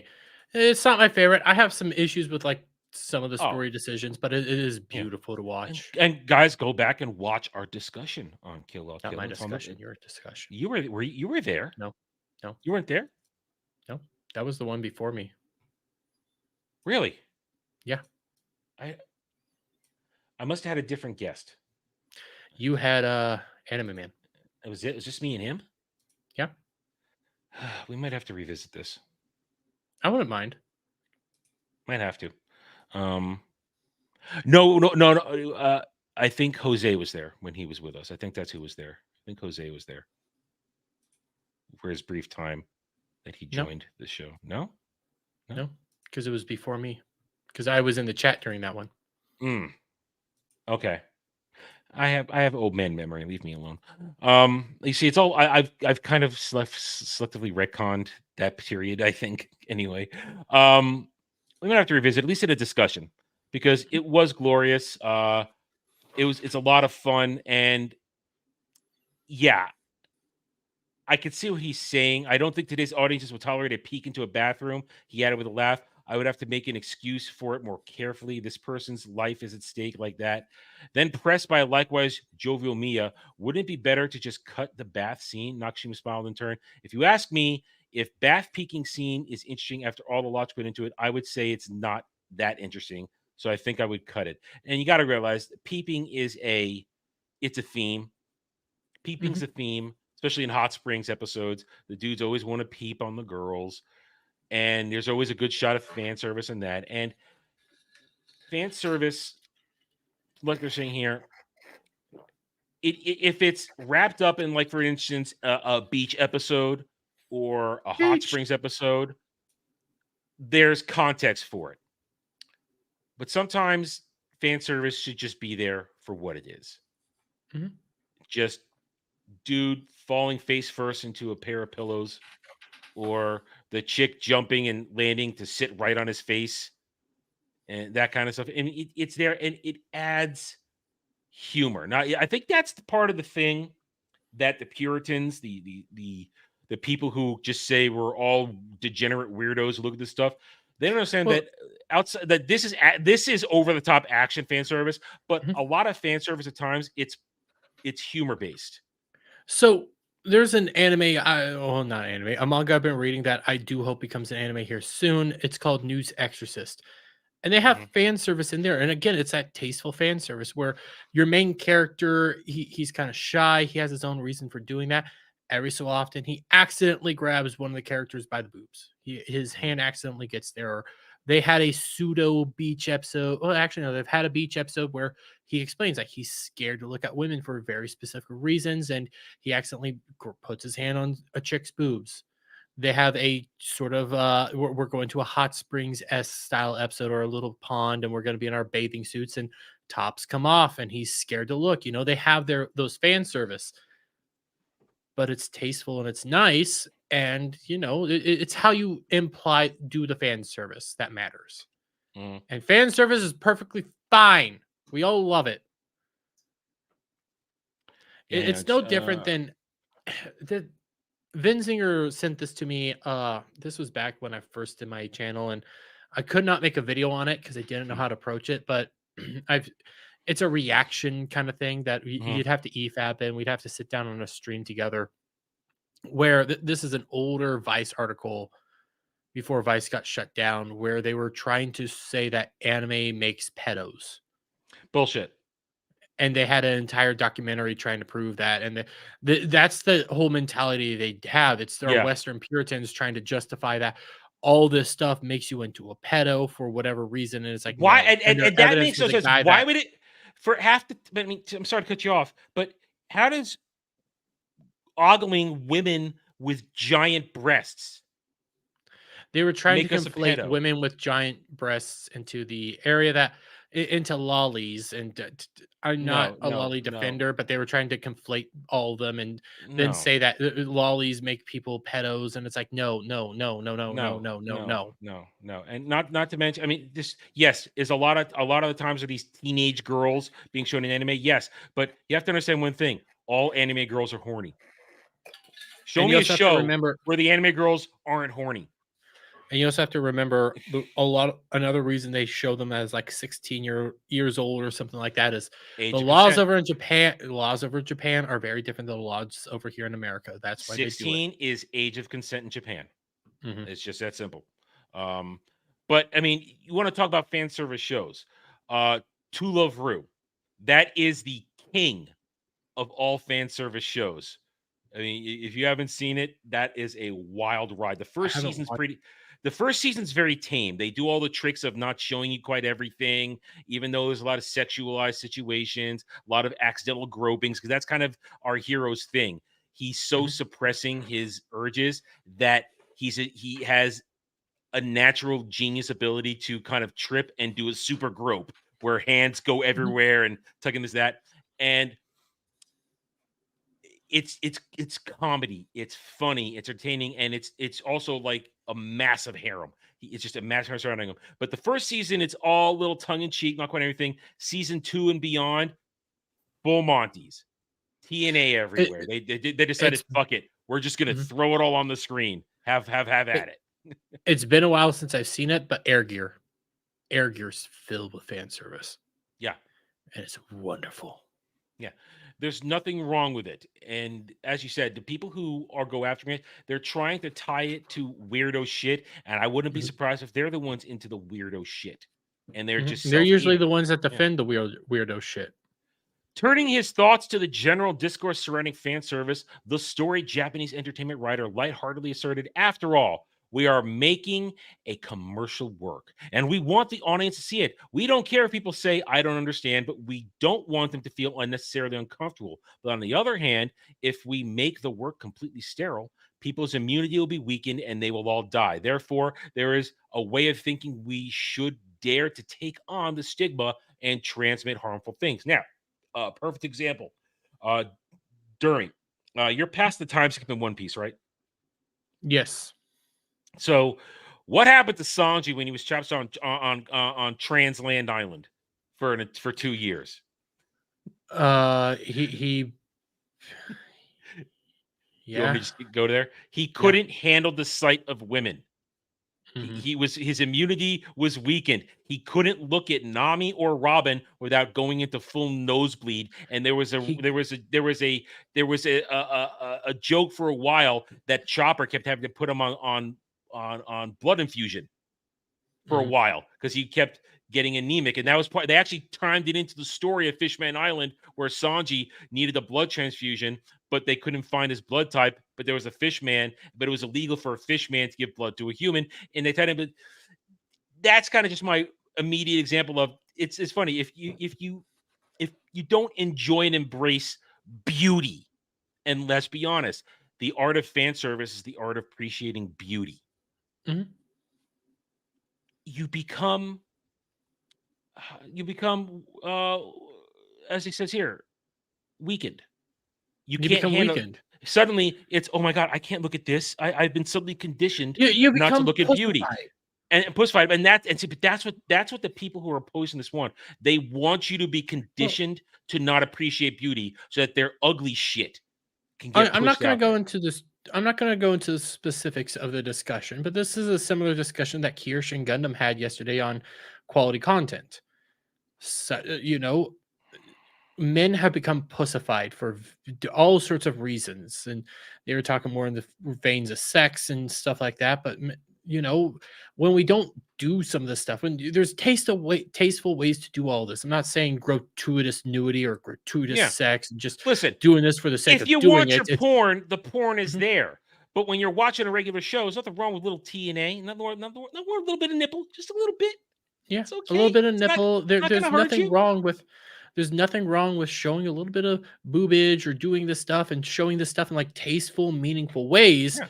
There's nothing wrong with a good shower scene. Yes, there's nothing wrong with that. But like without some of the things that we've been doing, like, and this goes to like what Kirsch and them were saying, men being men and being too afraid to do some of the things that men need to do with, like, in regards to relationships and stuff in the bedroom, men have become kind of pussified. It's the same thing there. If you don't get it, you become kind of adverse to it and you don't realize how honestly decent it is. Oh, fucking Anna, that Star Wars girl up there. That's a very nice picture of her right now. Boys, don't be afraid to just make the moves if she's willing. There's nothing wrong. Nothing's going to happen. At the same time, don't be afraid to make sure you're the parts are still working. Don't deny yourself. I'm being serious here. People who want to deny themselves personal pleasure are, and I'm talking just in a normal way. I'm not talking being a freak. I'm just saying, take care of your business. Don't be abstinent. I know I'm getting way off topic on this, but I'm going with what the topic you're saying. You're absolutely right. People they're trying to condition us to be afraid of not just beauty, but sexuality. And because let's be honest, and we might be going a little off to the conspiracy races. They don't want us to procreate anymore. No, they're anti-human. Yeah, I mean, the only reason I'm procreate is because I just have had I've had bad luck with women. I have not had the best track record in choosing or getting there. And frankly, sometimes I'll admit it, and I've been led on sometimes only to discover, oh wait, you're not interested. Then what was all of that leading up to me making a move? Why did you put out all the signals if you're going to say I'm interested, or, oh, I have a boyfriend? Well, then why are you hanging out with me in these situations if you have a boyfriend? Tell me that. You can't, can you? So, and at the same time, I also have a lot of the other stuff going on where I've been in periods of my life where I haven't actually been able to sync up and pursue that kind of angle of personal social life. But that doesn't mean I don't want it. Doesn't mean I don't desire it above everything else. I want it desperately. It hasn't happened for a lot of reasons that some are connected to Mars. But they don't want us to. They don't want us to get. They don't. They want us to be. So it's weird. They want us to be sexual, but be sexual in the way they want us to be sexual, and it's so disturbing because it's over the top in all the wrong ways. But that's also another side to this. Like when we're talking about fan service, yeah. There's full on porn, but it's the same way to what you were just saying now, tasteful, don't deny your urges. But at the same time, we don't want to go full-fledged pornography 24/7. Yeah. It's what this guy's saying, it's tasteful, delicate with it. It's an art form to Yeah. do this. It's Yeah. not over the top, and it's not restrictive. Like, there's sometimes to be restrictive, obviously. Like, there's some animes we There's don't need it. time for porn, and there's time for just tasteful nudity.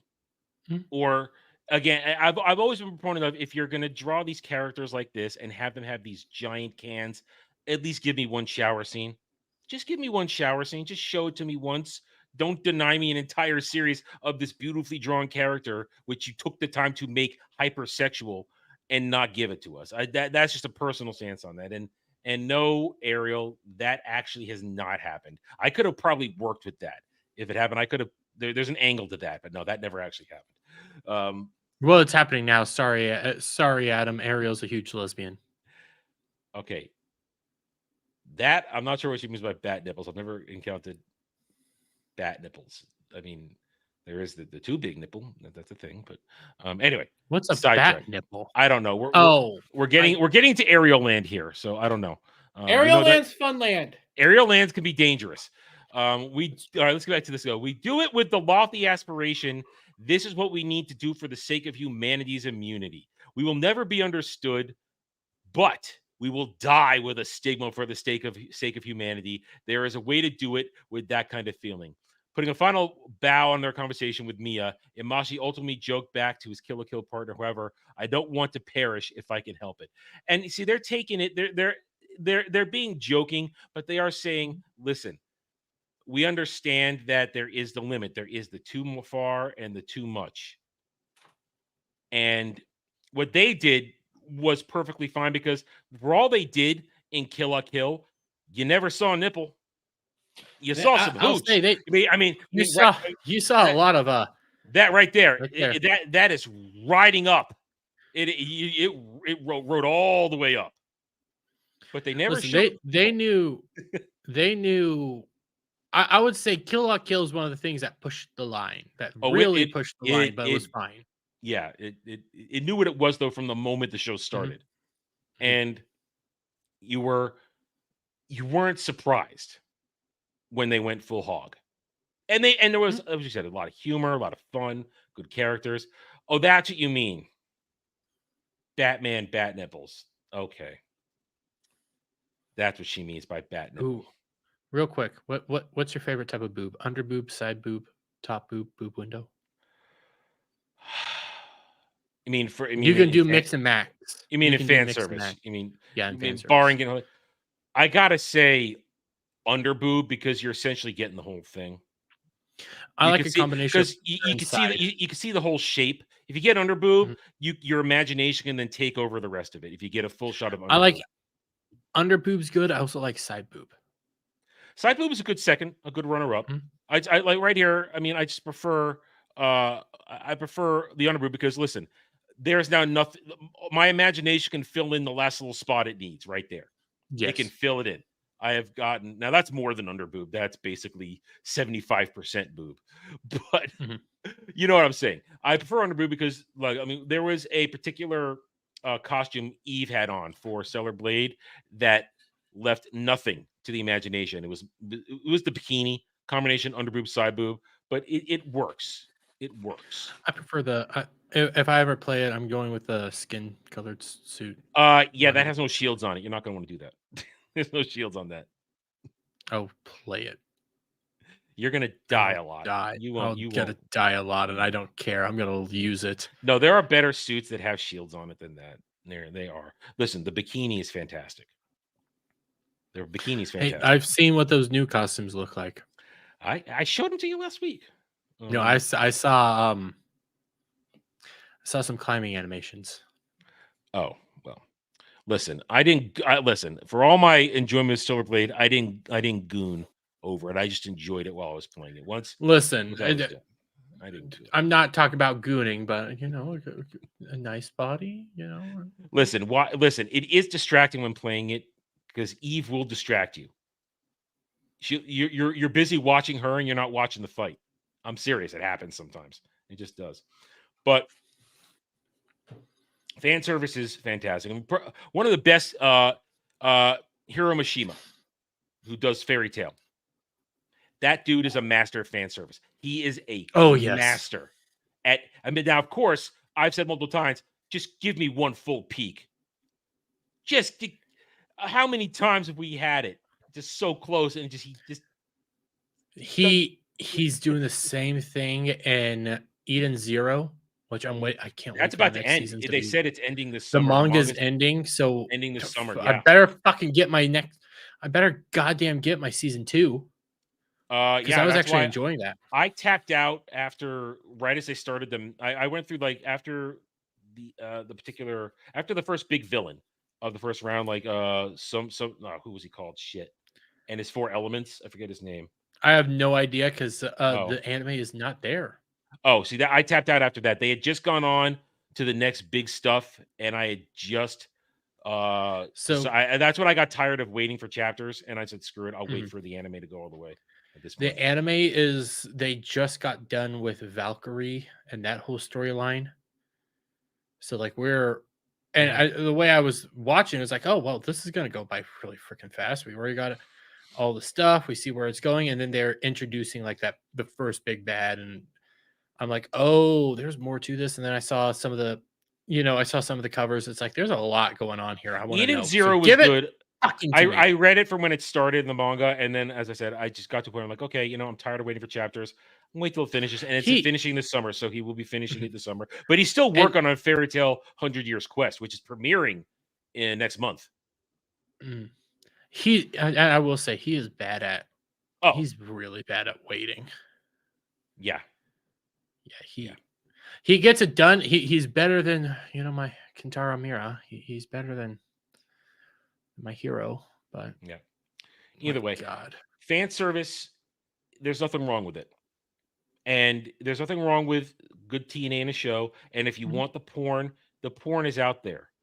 There is plenty of real, and we'll say the word hentai. Hentai's out there. It's not hard to find, very easy to get, and there's good hentai. Just make sure you're watching it on your phone. Just make sure you watch it on your phone and on your PC.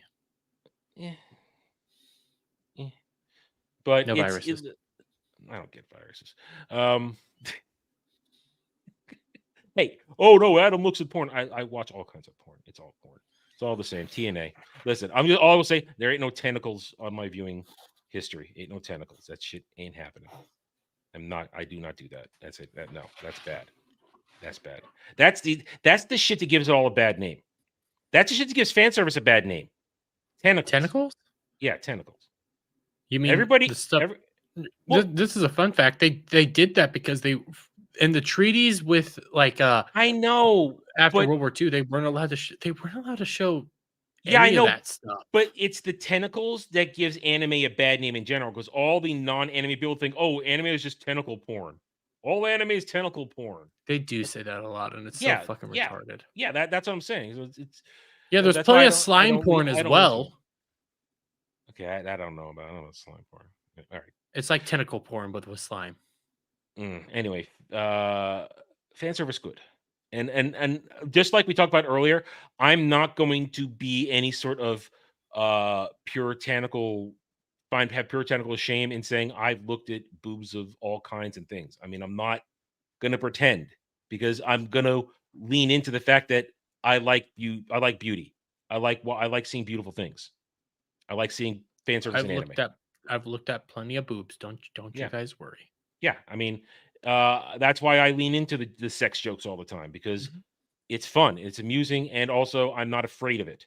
I'm not afraid to tell raunchy jokes. I'm not afraid to talk about beauty and appreciate beauty when it happens. And I will always continue to do that. And that's one of the great things about anime. Here's the thing about beauty. Yeah. Here's the thing about beauty. Everybody loves beauty. There's not one single person out there that doesn't love beauty. Gay people love to look at tits too. Straight people like to look at tits. Women like to look at tits. Everybody likes to look at beauty. To deny that fact is dumb. Like, yes, gay guys might look at tits, might not get turned on by them, but they'll say, yes, those are nice tits. Those are beautiful. They're wonderful. They're just not doing it for me. So you can't think that, oh my God, just because gay people exist and they don't like tits. No, they don't get turned on by tits. They still like tits. Everybody likes tits. Everybody likes a good, beautiful body. Now, when it comes to men, let's be fair. Men body, unless you're into that stuff, you're not going to find it attractive. Yeah. Yeah. Because men are gross. I can safely say it. Men are gross. We're not the beacons of beauty. We're the beacons of brawn. Fan service, not bad. Don't be ashamed of enjoying fan service. That's what we're getting at here, guys, as we're going to transition to the final topic tonight. Don't let these leftist weirdos shame you for enjoying beautiful things. If fan service was wrong, fucking VTubers wouldn't have characters with big ass fucking knockers. Leftist VTubers wouldn't have fucking character, wouldn't be like fat, really fat dudes that look on par with movie bod, wouldn't be behind fucking VTuber avatars with massive cans, okay? Yeah.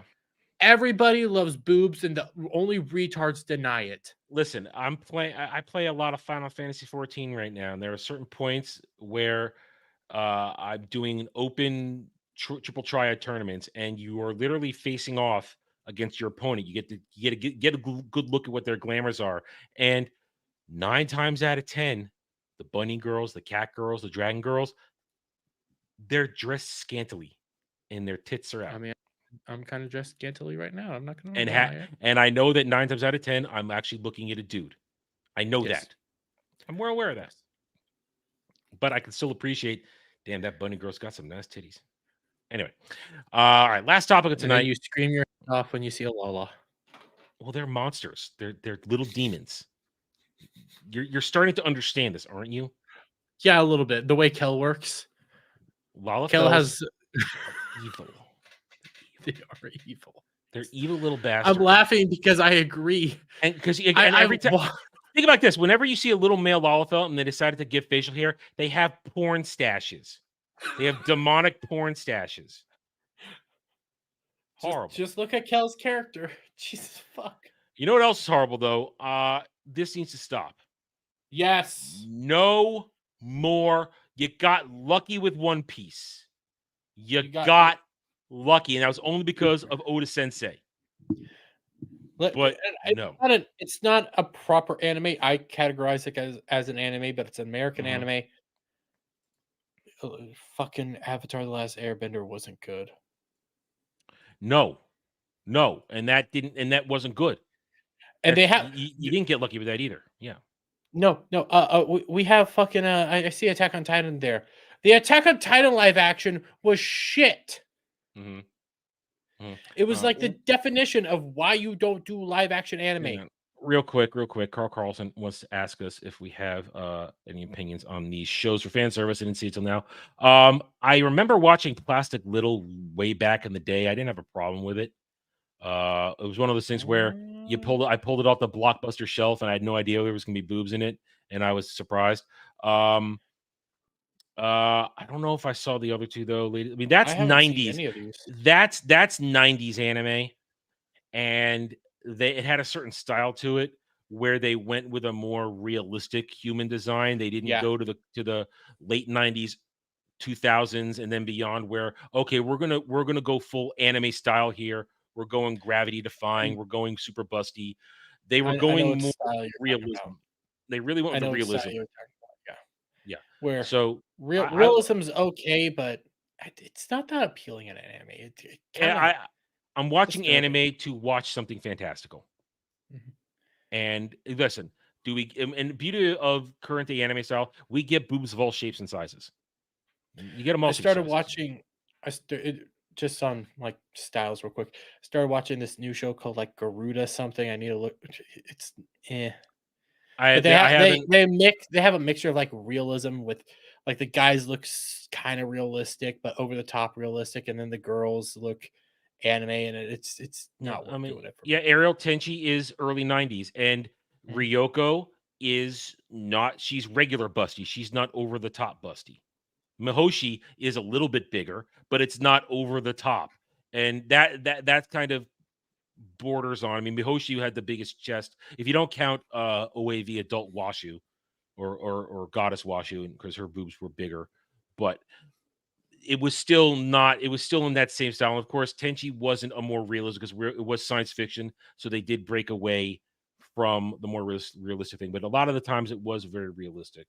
Anyway, so we were talking about this here though. This is a list, and let's go through these. One Piece Doesn't doesn't count. it's the outlier. It doesn't count, and it only worked because of Oda Sensei, and season 2 is the test. And that's gonna be the test. It's gonna be the test. If they deviate, we've had this discussion a million times already. They can't deviate too far. They can't do what they did in season 1 and shift things around in the timeline. Because from this point forward, everything in One Piece happens at a certain point for a specific reason. Reveals are happening at certain points for specific reasons. You can't spoil a reveal before it's supposed to happen. You can't learn about the secrets of the gum fruit right now as we're learning. You can't learn about that. The reveal of what's going on, what happened in the Void Century, as we're learning right now in the manga. You can't reveal that shit out of line, out of order. You can't. So there's a lot of shit this is, you're no longer in playground state. Yeah. And you gotta, if you cut shit out, you gotta know what you're cutting out, and you gotta be careful of what you cut out. Yeah. So them putting this on the list, they're just like, oh yeah, One Piece, but yeah, it only worked because of Oda. Naruto's gonna be they're doing it. It's gonna be abysmal. It's gonna be horrible. I mean, Naruto is bloated in the first place. Come with its story. Take out all the filler, it's still bloated, even without the filler. It's still bloated. And time skips are involved. It's very hard to do. I don't think they're going to be able to do Naruto because Naruto's not One Piece. One Piece, they're both shonen. They have, hey, I want to be this leader, but they have very different story structures. They have very different styles to them. Naruto can get I know One Piece can get dark, but Naruto can get very dark. Yeah. Naruto deals with some heavy ass themes. Same with One Piece, but they're different beasts altogether. They're not going to work the same way. Nope. And in order to do Naruto right, you're right. You brought up the time skip. You got to get a perfect character for Naruto back in old school Naruto.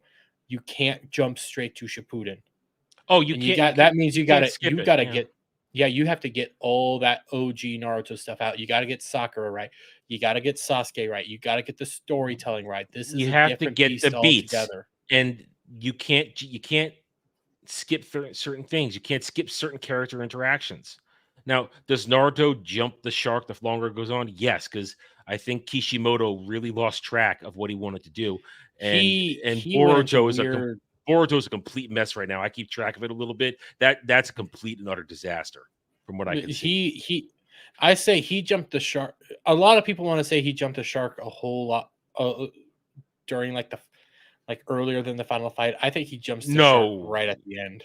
He jumped the shark after the Naruto's battle with Pain. Naruto's battle with Pain was peak because it was epic. The way when he just totally owned it, that was so good. When Naruto shows up and rescues Konoha from Pain, that is so good. And after that, though, when we start getting into the true motivations of Akatsuki and all that stuff and who's really behind it, it starts to fall apart. And then we have the whole let's hide Naruto. Then the Great Ninja War. It all falls apart there because the bloated cast ruined it too. Cast was too big. I think the bloated cast ended up really hurting it. I like the Great Ninja War. I hate how it ended because all of a sudden you have, all these guys are actually the sons of the Sage of Six Pack. It goes too wild. This is a different beast. You're right. They did jump the shark. I think they jumped the shark a lot later. Boruto should never have happened. They ended it perfectly with Last Ninja. Dude, this is a ticking time bomb. All these are ticking time bombs. Here, Naruto the Last was so well done that it sold me on Naruto Hinata. It sold me on it. Kishimoto made his case, and he sold me on it, and I was okay with it. It's also it's the perfect ending, ending to the story. Yeah, you didn't need to go on. I didn't. I like the Boruto movie. If you're gonna do the Boruto, but you realize the Boruto movie is actually a third of the way into the first part of the story. That's not the beginning of a lot of other shit happened before that.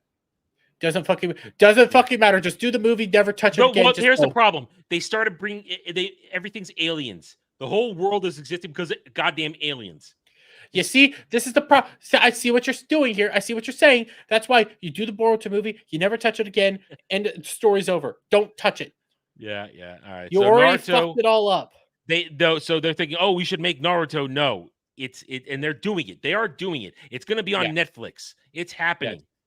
Yeah. It's just like the Gundam ones. That's not even live action. That Gundam thing's horrible CGI. No, they have a live action Gundam one that they're still working on. Still, all I heard about is that crap one that I complained to you about a few months ago. No, they do have it. I've been tracking the live action Gundam that got announced at the same time as One Piece and Naruto, but that's been in development hell for a while now. Good. And Netflix is putting that one Stay out. there. And yeah. All right. You had one. No. Even Japan did this, and the movie was terrible. The movie was panned. They tried. It didn't work. They did two. It was not good. Yeah, there was a second one? Yeah, they have a second one that has Scar in it. Ooh. Yeah, I bet that didn't go over well. They fucked it up with the first one. They got a second one, and it was bad. But it's the same syndrome. Engaging magic. See, the fake fucking fans. Alchemy isn't magic. It's not magic. Alchemy. It's actually science. Alchemy. Yeah, it's science. Equivalent exchange. Goddamn. It's not. I can understand. You're right. It's fake fans, but you like if you don't know, if you've actually watched it, you realize it's not magic. They have a different system altogether. It's more akin to science, and it's all about God and stuff like that. It's not magic at all. It's something completely different. Nope. Yeah. Oh God, we're gonna get there one day, guys. Don't worry. We will get there. We'll get there. So yeah, no. No. I'm sick of this show. I'm sick of hearing about this show. I don't care about Jujutsu Kaisen.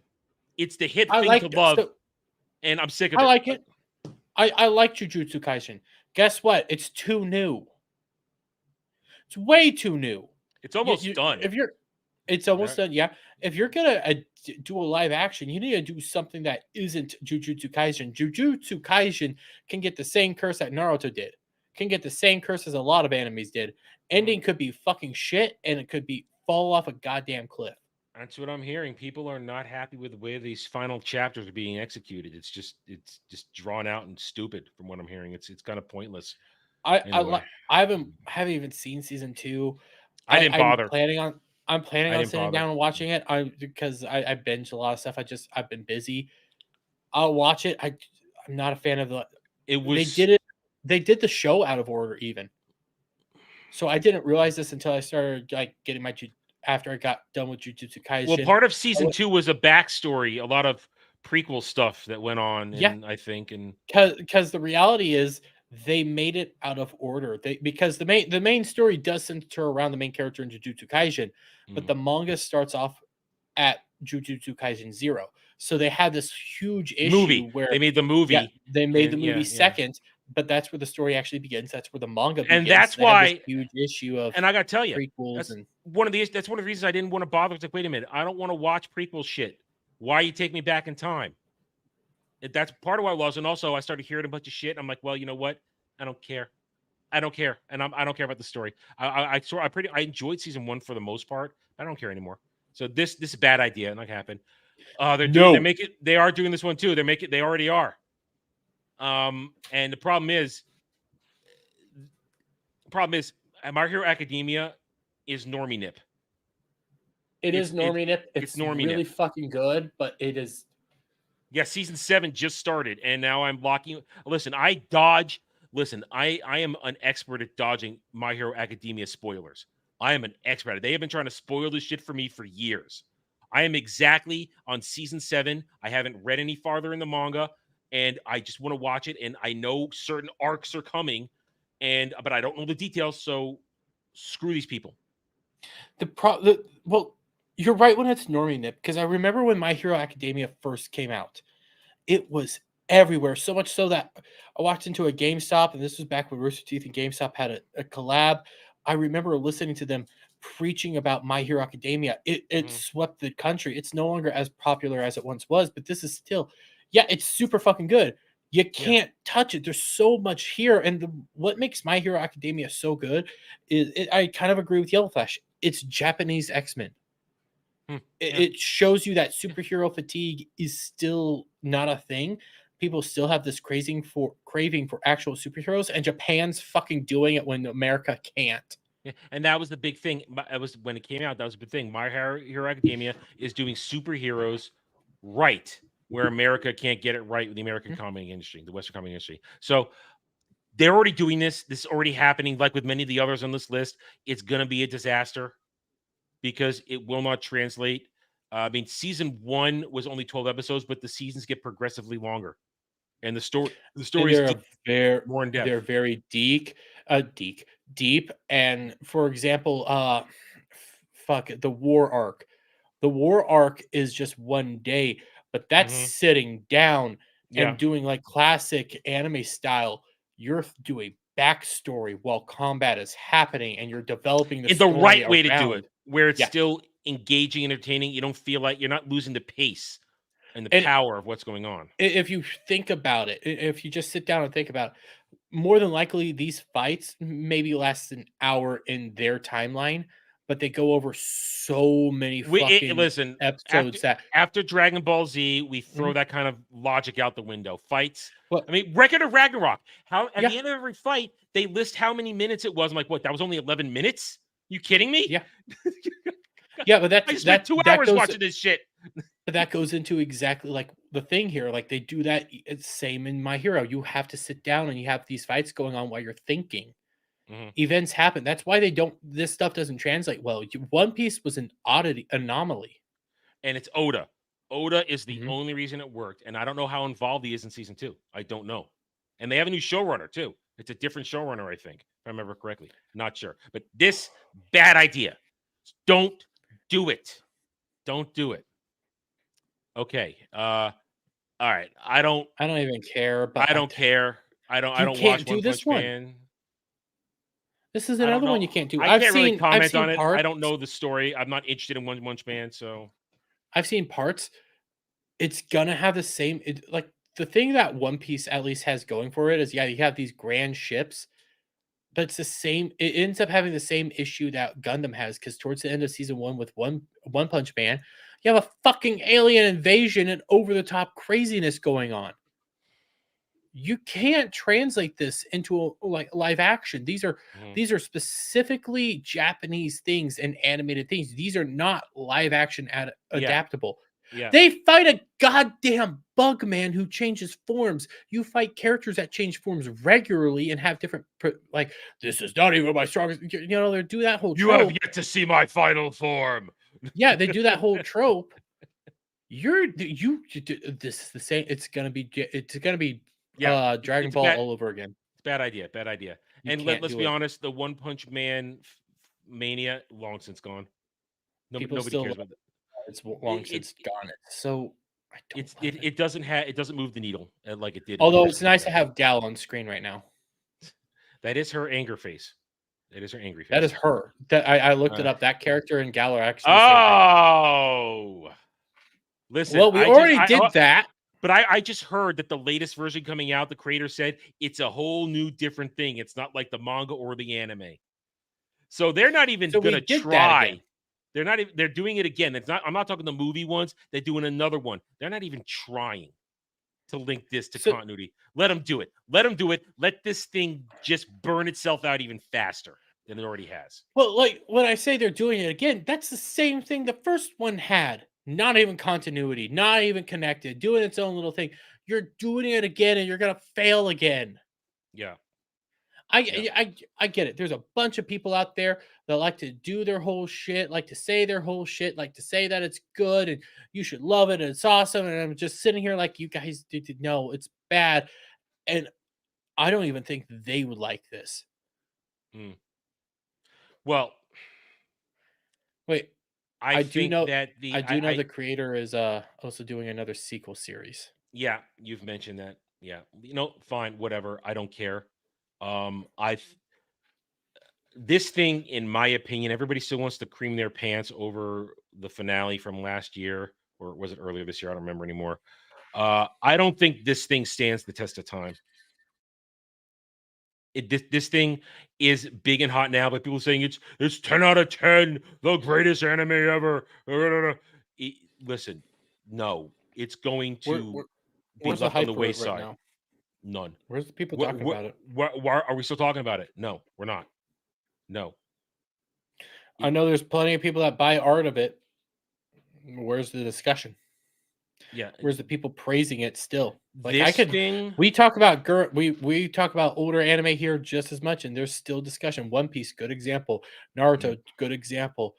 We freaking there's people that talk about Gundam all day and night, and there's people that talk about Gurren Lagann all day and night. And Code Geass. There's people talking about Attack on Titan. Yeah, because this thing took on a life of its own, and it became normie nip to certain anime. People want to get an anime, and for me, and I've said this a bunch of times, the story fell apart on the time skip. It stopped making sense. The meta became too big, and it lost focus of what this was supposed to be. It decided to then become sort of some of allegory for oppression instead of we're fighting giant zombie monsters. And there's some sort of secret connecting their creation to a couple of our heroes. Nope. Let's make it about oppression. Let's make it about a guy who gets angry because the girl he likes is going to like somebody else, or he can't be with her forever. Let's make it a soy Let's boy give them a shit. legitimate incel rant. Yep. Which they conveniently trimmed for the finale in the anime. They conveniently trimmed it down. So you guys can tell we are not the biggest Attack on Titan fans here. I mainly because I loved it until I didn't, until it Same. disappointed me, until it ruined it for me. I was on board until the time skip, and then it all fell apart. You can do the whole oppression because I could see the oppression storyline the whole time, but it went from quest of defying destiny to I want to commit a genocide. It I just want to kill everyone it's because it. not coherent. I gotta say, I want to commit a genocide because I could see into the future, and eventually we're all just gonna die. So let's just die now. Yay, nihilism. So yeah, Attack on Titan, they're already doing it. It's already failed once. It's not going to go again. Okay, Spy Family. I have no opinion on Spy Family because I do not watch Neither Spy do I. Family. I know people like yours, big ass titties, and they think the girl is really cute, and the dude is this and that. But it's I don't know. This is one of those examples of it's kind of normie nip. It's so big, and I'm just and not. it's something that the fake anime fans like to rally behind, saying, "Oh look, I like Spy Family. It's the hip thing to like." That's kind of why maybe one day in the far future when it's done, maybe then I'll give it a chance. But because I'm being told it's the greatest thing in ever and that everybody has to like it and enjoy and watch right now, I walk the other way. And a lot, I've known a lot of people that do that. A lot of people love it, but it's one of those things like everybody's jumping on it, and when you guys start jumping on it like crazy, I don't want to be a part of that. What I like Record of Ragnarok. I like over the top crazy shit, but it looks too different. cutesy. It looks too. I mean, But Ragnarok's niche. That's a niche thing right now. That's yeah, I this like. thing. They made this thing mainstream. And that's another thing. When you make something, this was made for mainstream. When things naturally become mainstream, I think it becomes a whole lot better. Like Naruto, One Piece, even Attack on Titan for a while. It wasn't made for mainstream. It became mainstream. This I think was made for mainstream, and it grew way too fast to the point that I didn't want to be a part of it. I would say, what's that elf thing that everybody was ranting about? What? Oh, Free what? Ren? Free Ren? Oh, God. I think Free Ren wasn't meant to be mainstream, but it became mainstream. I have so many criticisms on that show. I don't care what anybody says. And I that's fair about that, but like I enjoy Free Ren more, but I was not like discouraged to go watch that. I did enjoy it. I have no interest in this. I just don't. But the thing, I mean, Vince should bring it up. The thing is, when I mean, that's fine, Vincent. You're free to recommend it. What I'm talking about is when you have shill BR and other things Mhm. trying to tell me how great it is when I know these assholes don't know the first thing about what good anime is. That's when I feel like, okay, this thing's being pushed too hard for me, and I want nothing to do with it. But then they'll shit on a brilliant show like Jobless Reincarnation. That show's brilliant. That's fun. I'm looking forward to season 2, part 2, which is ending in a few weeks, and then I get to watch it all. I think tonight is the last episode for Delicious in Dungeon, if not next week. I'm enjoying Delicious in Dungeon. It's sort of cutesy, but there's other stuff to it that makes it not so cutesy. And I've seen like the trailers for Spy X Family. I know it's not just cutesy, but Yeah. there's there's just no appeal to me. There's no draw. Like I need to sit down But and wait a watch minute, this. Oh, Dermy, we're pushing me incel away. gooners. Shouldn't we just want to watch this because of yours giant tits? No. I Thank don't you. wanna watch it at all. It looks so fucking it's like next level. It's like I can't put it into words. It's a mixture of like this might be because of me and you also have like this thing of we don't always want to go with the tide. We don't always want to Mhm. do this stuff because we've been burnt so many times. But at the same time, you sit there and you look at it, and go like, why is everybody rallying around this? What's the interest? Where's the drama? Where's the impact? Or are you guys just grappling? Are you just grappling to it Well, because big boobs now and some wha- drama? one of the things I've heard, again, guys in the chat, if you can confirm this or not, that they tried to make the little girl some sort of poster girl for autism. And remember, I mean, being autistic friendly is a big thing right now for shills and stuff. I, That's what I've heard. That's what I've heard. I thought she had psychic powers. That's why she wasn't connecting with everybody. I don't know. All I know is that that's Like, she something I've could heard. communicate with a dog that Yeah. could time travel or some shit like that. It was Frank weird. and Frank brings up perfectly, and that's what this is why anime works and a lot of Western animation media doesn't anymore. Anime isn't monolithic. Tonight was a perfect example. Dermy loves Record of Ragnarok. I was mostly displeased by it, but I don't have to keep watching it. I watched it because it was my homework this month, but I don't have to keep watching it going forward. I can go Mm, watch something else. Um, Dermy has listed things that I've shown him that he's hated. He doesn't need to keep watching or reading it, but it's fine. We mm. can go our lanes. The only time it kind of comes to play is when we're doing this for show purposes sometimes. And Yeah, uh like, I think there's been roughly 3 shows, like, legitimate shows that we've discussed here on this channel that I had no interest in. mhm, Mob Psycho 100. I don't yeah. like that art style. I'm But not a big fan of that creator. That was Jose. That wasn't you, but see, there's an example. I'm not drawn back to that. yeah, Then you've showed me the poem thing to yeah, never going back to that. yeah. And then the other one was the comedy one that you said I would probably like and I hated. Hmm, which The one? blue hair chick, the guy that gets it's a isekai guy gets blue haired like goddess chick. Oh, Guy Konosuba. Konosuba, not a fan. Ah, see, I love it. I'm getting ready for season 3 is almost done. I'm gonna watch it, enjoy it. And see Uh that this is the perfect example. We disagree all the time. So when you start trying to push something on somebody, yeah. it's this inherent thing of nah, nah. And as soon as somebody goes, nah, say once more, when we make each other watch shit for the show here, that's different. Mhm. We're creating content for you guys, we're creating a discussion thing. But once we're done with the show, just perfect example. Jeremy has talked about Delicious Dungeon multiple occasions, and I've said, nah. Mhm. And we kind of leave it at that. Nah. Yeah, I'll I talk about it. I yeah, might make you watch it for the show eventually. I'm gonna wait a little while just because I think you might enjoy it, but it's not gonna if you don't enjoy it, it's not gonna break my heart. I'm not gonna, yeah. like, for it's again, it's like you said, it's for content purposes. I'm just Yeah. curious That's what your different. take is, and But you do the same with me sometimes. What's your take? when we're off the clock here, we're not making anybody watch something they don't want to, Mhm. because then it's miserable. It's terrible. It's it sucks the fun out of the hobby. And Yeah, back to what Frank said, we're not monolithic, and we're not monolithic because anime is so, and I use this word without any irony, diverse.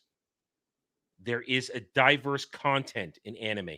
There are so many different genres, so many different subgenres. So many. You have. I love using Gundam as an example because in Gundam you have the genre sci-fi and mech. And then throughout it, you get subgenre after subgenre after subgenre to the point that you have G Gundam, which is Dragon Ball Z meets Street Fighter meets giant fighting fucking robot. And I watched it once, and that's all I could handle.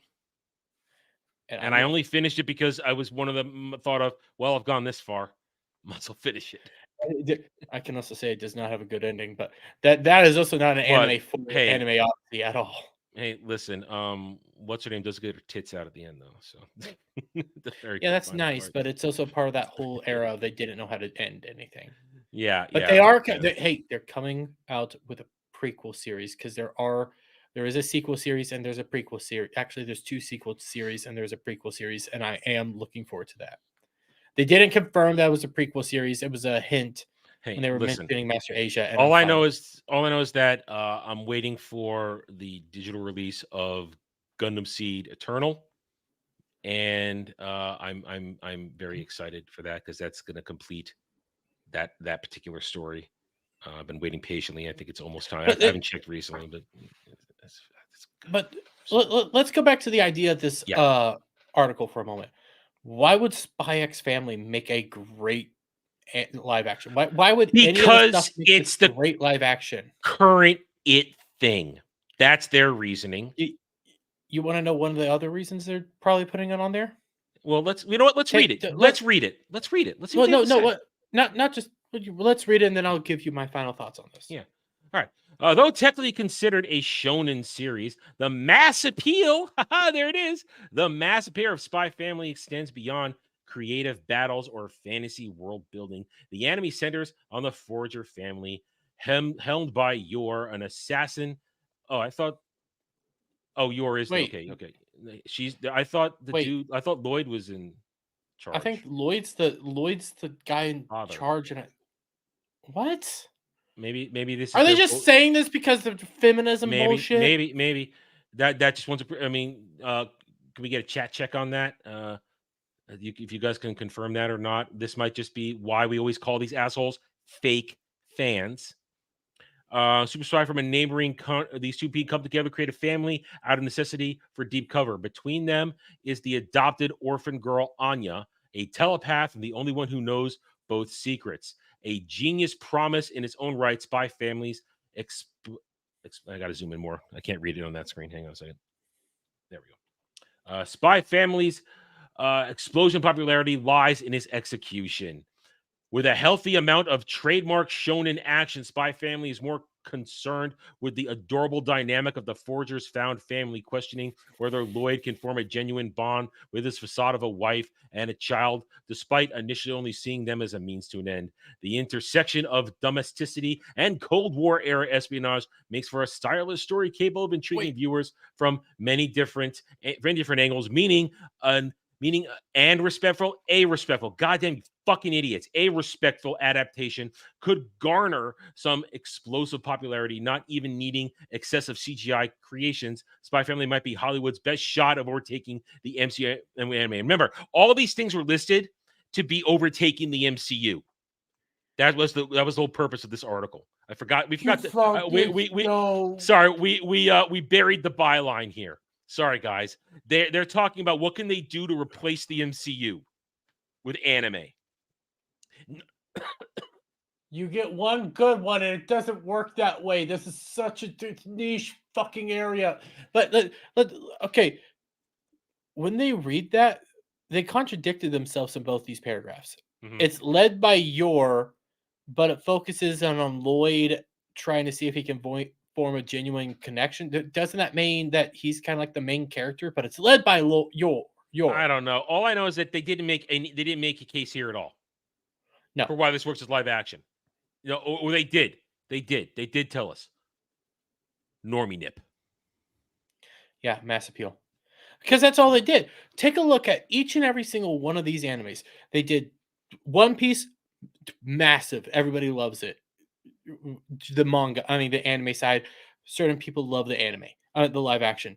Naruto, massive. People loved every second of that. Then there's, debates up towards the end, but it's still massive. People still love it. It is very big in in the Black community because they identify with Naruto in a certain way. Each and every Jujutsu Kaisen, My Hero Academia, each one of these are the big talking points at the moment.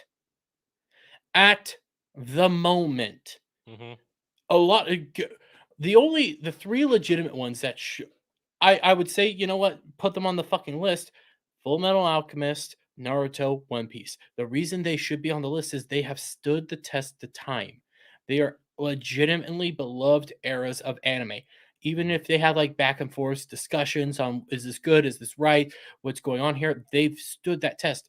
Spy Family is like just a few years old. Jujutsu Kaisen is just a few years old. My Hero Academia, it's older than the two of them, but it's still going on. It hasn't had that ending point My yet. Hero, it's been about 7-8 years now.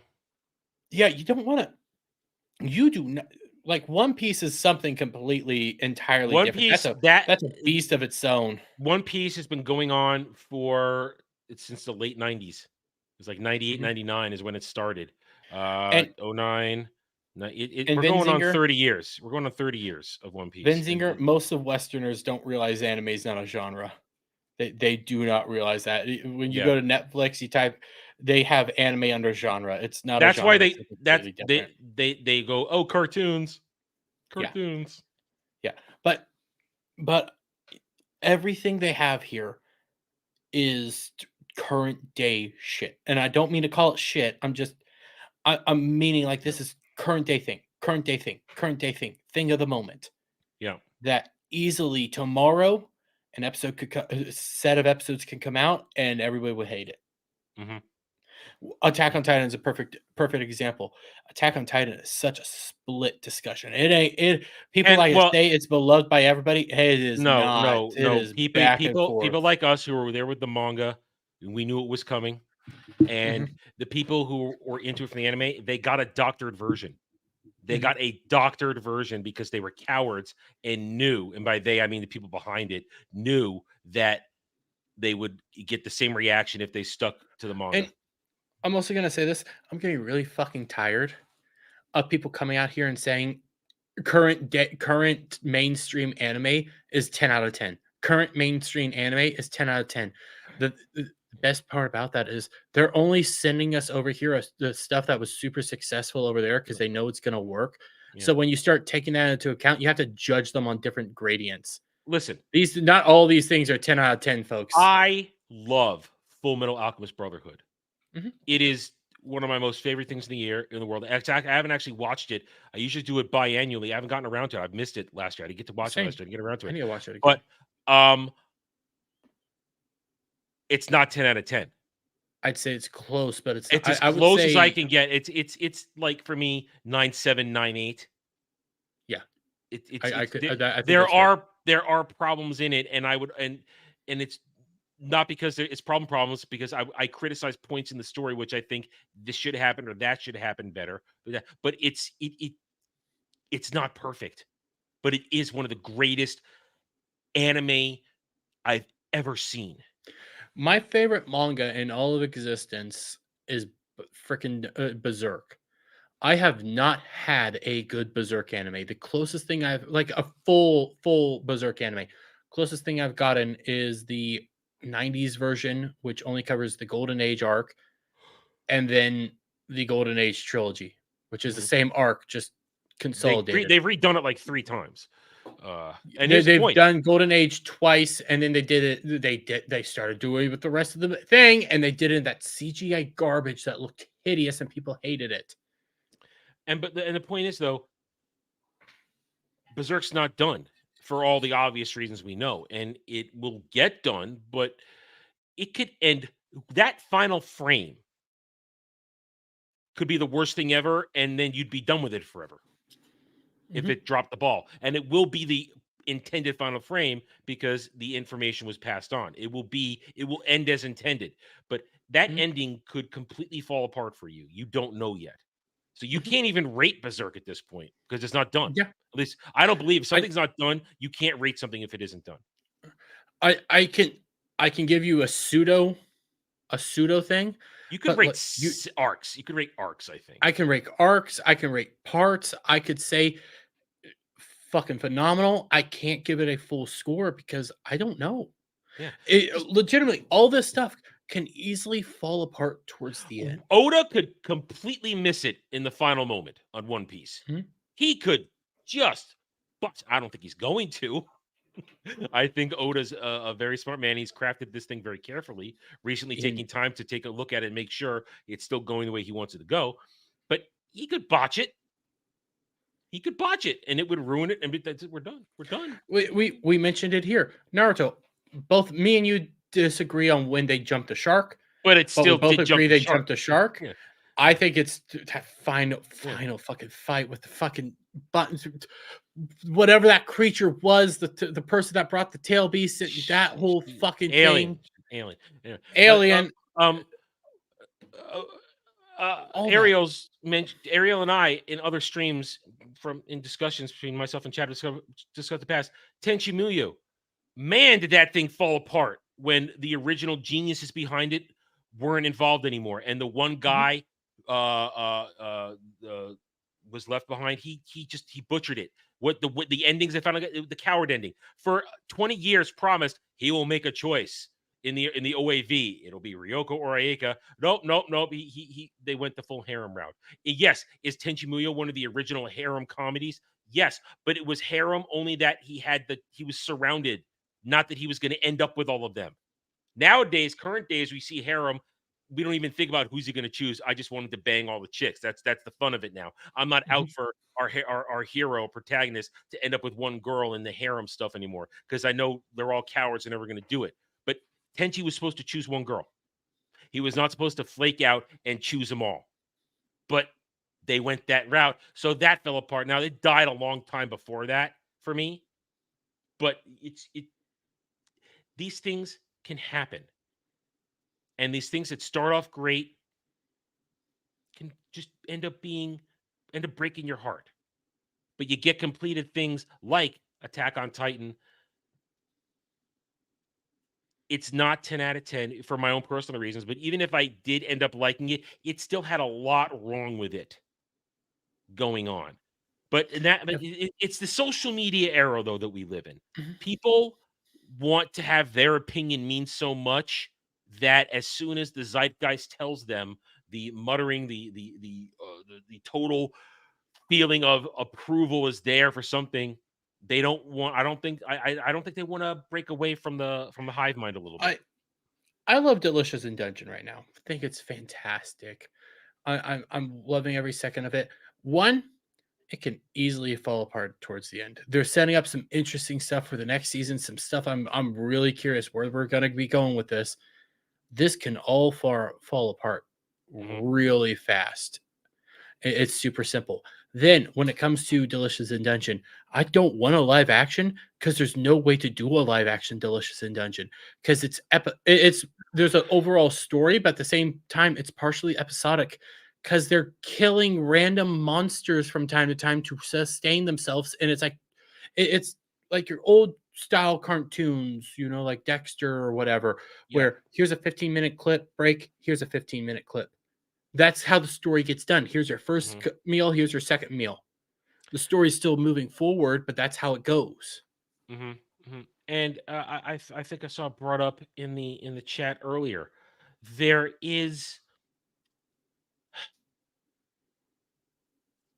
There's no way to completely please everybody. No. And you shouldn't.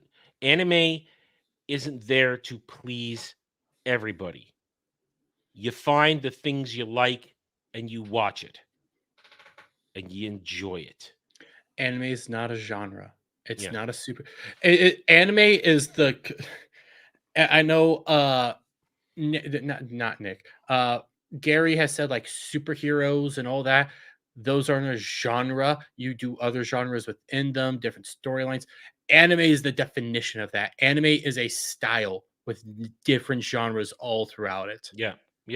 That is the thing about anime. And they all cross over. They all connect. You can have different kinds. And listen, we're gonna kind of get a little of that. It was on the show here because Jeremy, I'm going to offer you a blind choice for what we're watching next time. Blind choice. I'm going to give you 3 descriptions. I've got 3 shows on my mind, and I'm going to give you a description. And while it is my choice, I'm going to let you influence it because you're going to get to choose which road we go down. You know what? I kind of like this idea. I might do this next time as well. Because I couldn't decide. I couldn't decide on these out of the 3 where I want to go. And being that said, so no more live action. And again, somebody said it in the chat earlier. There's no reason to make any of these things live action. No. They're created in the medium of anime for a reason because they work in anime. Nobody is asking for these things to be live action. These are creatively bankrupt assholes in Western entertainment who think this is their next money train. Well, guess what? The people who you need the most to give you the money are not going to. You had an anomaly with One Piece, and we said it before. Season 2, that's the test. If they botch season 2, this time I won't avoid talking about it. I will come right out and talk about it. Because last time I delayed it because I was wrong, and I didn't want to talk about how wrong I was for the most part.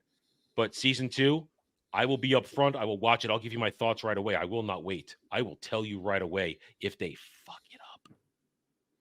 Because they can. They can. And they might. Season 2 is everything moving forward is very questionable. And if they think they're going to get to Alabasta on just 8 episodes, we're going to have a problem. We're going to have a problem. When we've broken it down in past streams, the successful path for One Piece live action. Alabasta is its own season. It's a season all unto itself. You can't break it down. Just to get there, you're gonna need 2 seasons. Because you can't skip anything. The original 4 Kids localization skipped shit. And when you go back and then rewatch the original stuff, you realize, wow, they skipped important shit that ruins future storylines. They skipped Little Garden. The 4 Kids can't skip Little Garden. Little Garden. All this stuff. Little Garden just paid off in the current arc right now. At the end of Egghead, it just paid off. It's almost like that's also the beauty of you just said his name, Oda. That's the beauty of Oda's way of storytelling. Like almost everything's important. Mm-hmm. Everything's important. Yeah. And it might not have an immediate payoff. It's gonna have a payoff down the road, though. It's gonna cook. And I hate to use that term because it's one of those phrases that's been bastardized and killed to death, but it'll cook and it'll be delicious later. All right. We're almost 3 hours in, so let's wrap this shit up. Okay. All right. So we may have a little of a scheduling thing for next month. Jeremy was trying to tell me last week while he was drunk, but I told him, shut up, tell me later. So we'll get back to you guys on when we're gonna happen next. But 3 roads to choose from. Road number 1. Do you want comedy? Short season, but I found it funny. Always makes me laugh. Little self-contained. Don't know if there's more after it. I enjoy this one. It's from a bunch of years ago, but I like this one. Choice number 2, adventure. I think you've seen this one. I think you have. It's got adventure. Got a lot to it. Season 1 is 25 episodes, so it'd be good. Or path number 3. Season 1 of something a little shorter, but adventure, and we get more mythological stuff. More mythological stuff. It's more Japanese tearing apart mythology, but to me, it's still done in a good way. And there is fan service. There's fan service. I'm going path number 3. Path number 3. Well, then we're gonna learn: is it right to pick up girls in a dungeon? Season 1. Yes. Wrong. Is it wrong to pick up girls? Is it wrong to pick up girls in a dungeon? Season 1. Oh, that's such a good one. I'm happy. I picked right. I do like this new style, though. Yes, I have seen this style. Okay, I have seen season 1. I like this. I love this show. It's one of my current favorites. I've rewatched it up to I haven't rewatched the last season, but I've rewatched everything up to the current season 2 or 3 times, maybe even 4 times at this point, because it's just so much fun. Belle Crano is outstanding. Hestia is our 4-foot busty little goddess. Belle Crano is the hero going on his hero's journey. He is, and what a journey it is all the way through. And here's a show that starts off light, and boy, does it get deep and dark. It gets. I need to get back into watching because I left off during the elf girl doing the things. I mean, when they were trapped in the deep dungeon. No, I think the elf girl was just starting to go on what they were accusing her of murder and stuff like that. That was the middle of last season. That was I need to get back into watching. That was season 4, part 1. So you need to watch season 4, part 2. Oh, it's good. Oh, it's good. Yeah. So we are watching. Is It Wrong? Or Don Machi for short. Don Machi season 1 when we reconvene for Anime Odyssey. All right. Yeah. So yeah, we're gonna have we're gonna have fun with that one. Shit out. We're gonna have that. See that's listen. They gender swap all. Loki's a girl. They make Hephaestus a girl, but doesn't matter because Hephaestus has big tits, and I'm okay. And she's also a likable character. Yes. This is how character work is done well. It's how story is done well, and it's how a proper evolution of a hero. I mean, Bell, he is a great hero, but man, does he get hurt? He gets his ass kicked, and he has to train. All right, next time. All right, Jeremy, what else you got coming up for the rest of the week? Well, tomorrow we have I almost said Anime Odyssey. What the hell? We have Ball Busters, where we'll be having Yo Pops on, and we'll talk about some of the week's like stuff that's going on. We might talk a little bit more of some big news that's been happening. Not really here. It's just it depends on what goes down, how the discussion works, and how I say let the chat steer the truck on that one. They want to hear about it, we'll talk about it. If not, if they want to hear about our takes, because we talked about it last week, we can discuss a little bit of it this week, and we might have another long discussion about it, just giving our thoughts. Then it comes to Saturday Charity. I'll probably be playing more Final Fantasy 14. Oh, you forgot something. Oh, you're right. 8:30 p.m. Eastern. 8:30 after drive-in. After Jed and I are driving. Doctor Who Cares reviews. Yeah, why did I blank that out? That's right. I blanked that out for some reason. Then and then I'm gonna have my review out on that hopefully Sunday, like I've been doing.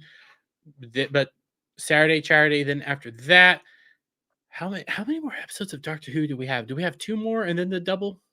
Yeah, we have 2 more than the double. 2 more than the double. So we got 3 weeks left. I'm not. Jesus fuck. Then next week we're starting The Acolyte, which I will be reviewing those. Oh boy. Because it's pure, kids. It's pure fanfic. There's no point. There's no source material. I can tell you. Well, there is source material. It's just literally fan fiction made up by Disney. Yeah, the High Republic is literally fan fiction. It has 0 grounding in any actual Star Wars lore. They just made it up. And Leslie Headland is admitted to breaking all the rules for this shit. Listen, I stumbled upon a video on Twitter with her and Dave Filoni talking to each other, interviewing each other. We're going to go over that on Sunday. We get ready. Fuck my life. Oh, so God, it's so much bad. But we do have something good coming up. And I'm debating if I review it yet or not. House of the Dragon, because I am looking for I'm doing Hot D2. My chat demanded it, so I'm doing it. I might do a poll because I do want to talk about something I like. Yeah.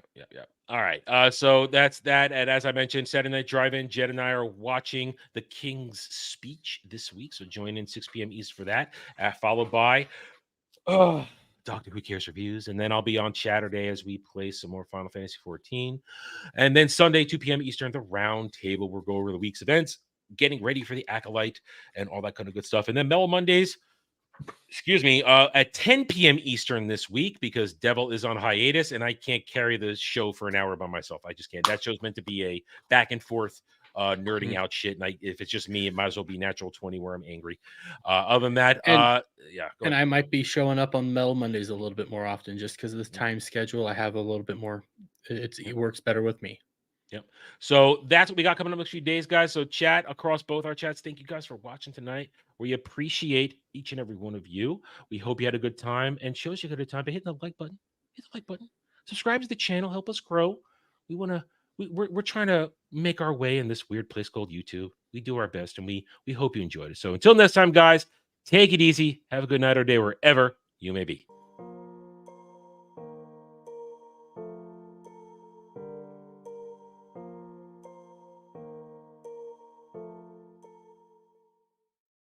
Wow. I kind of we're still delayed there. Holy shit. There we go. Wow. That was a long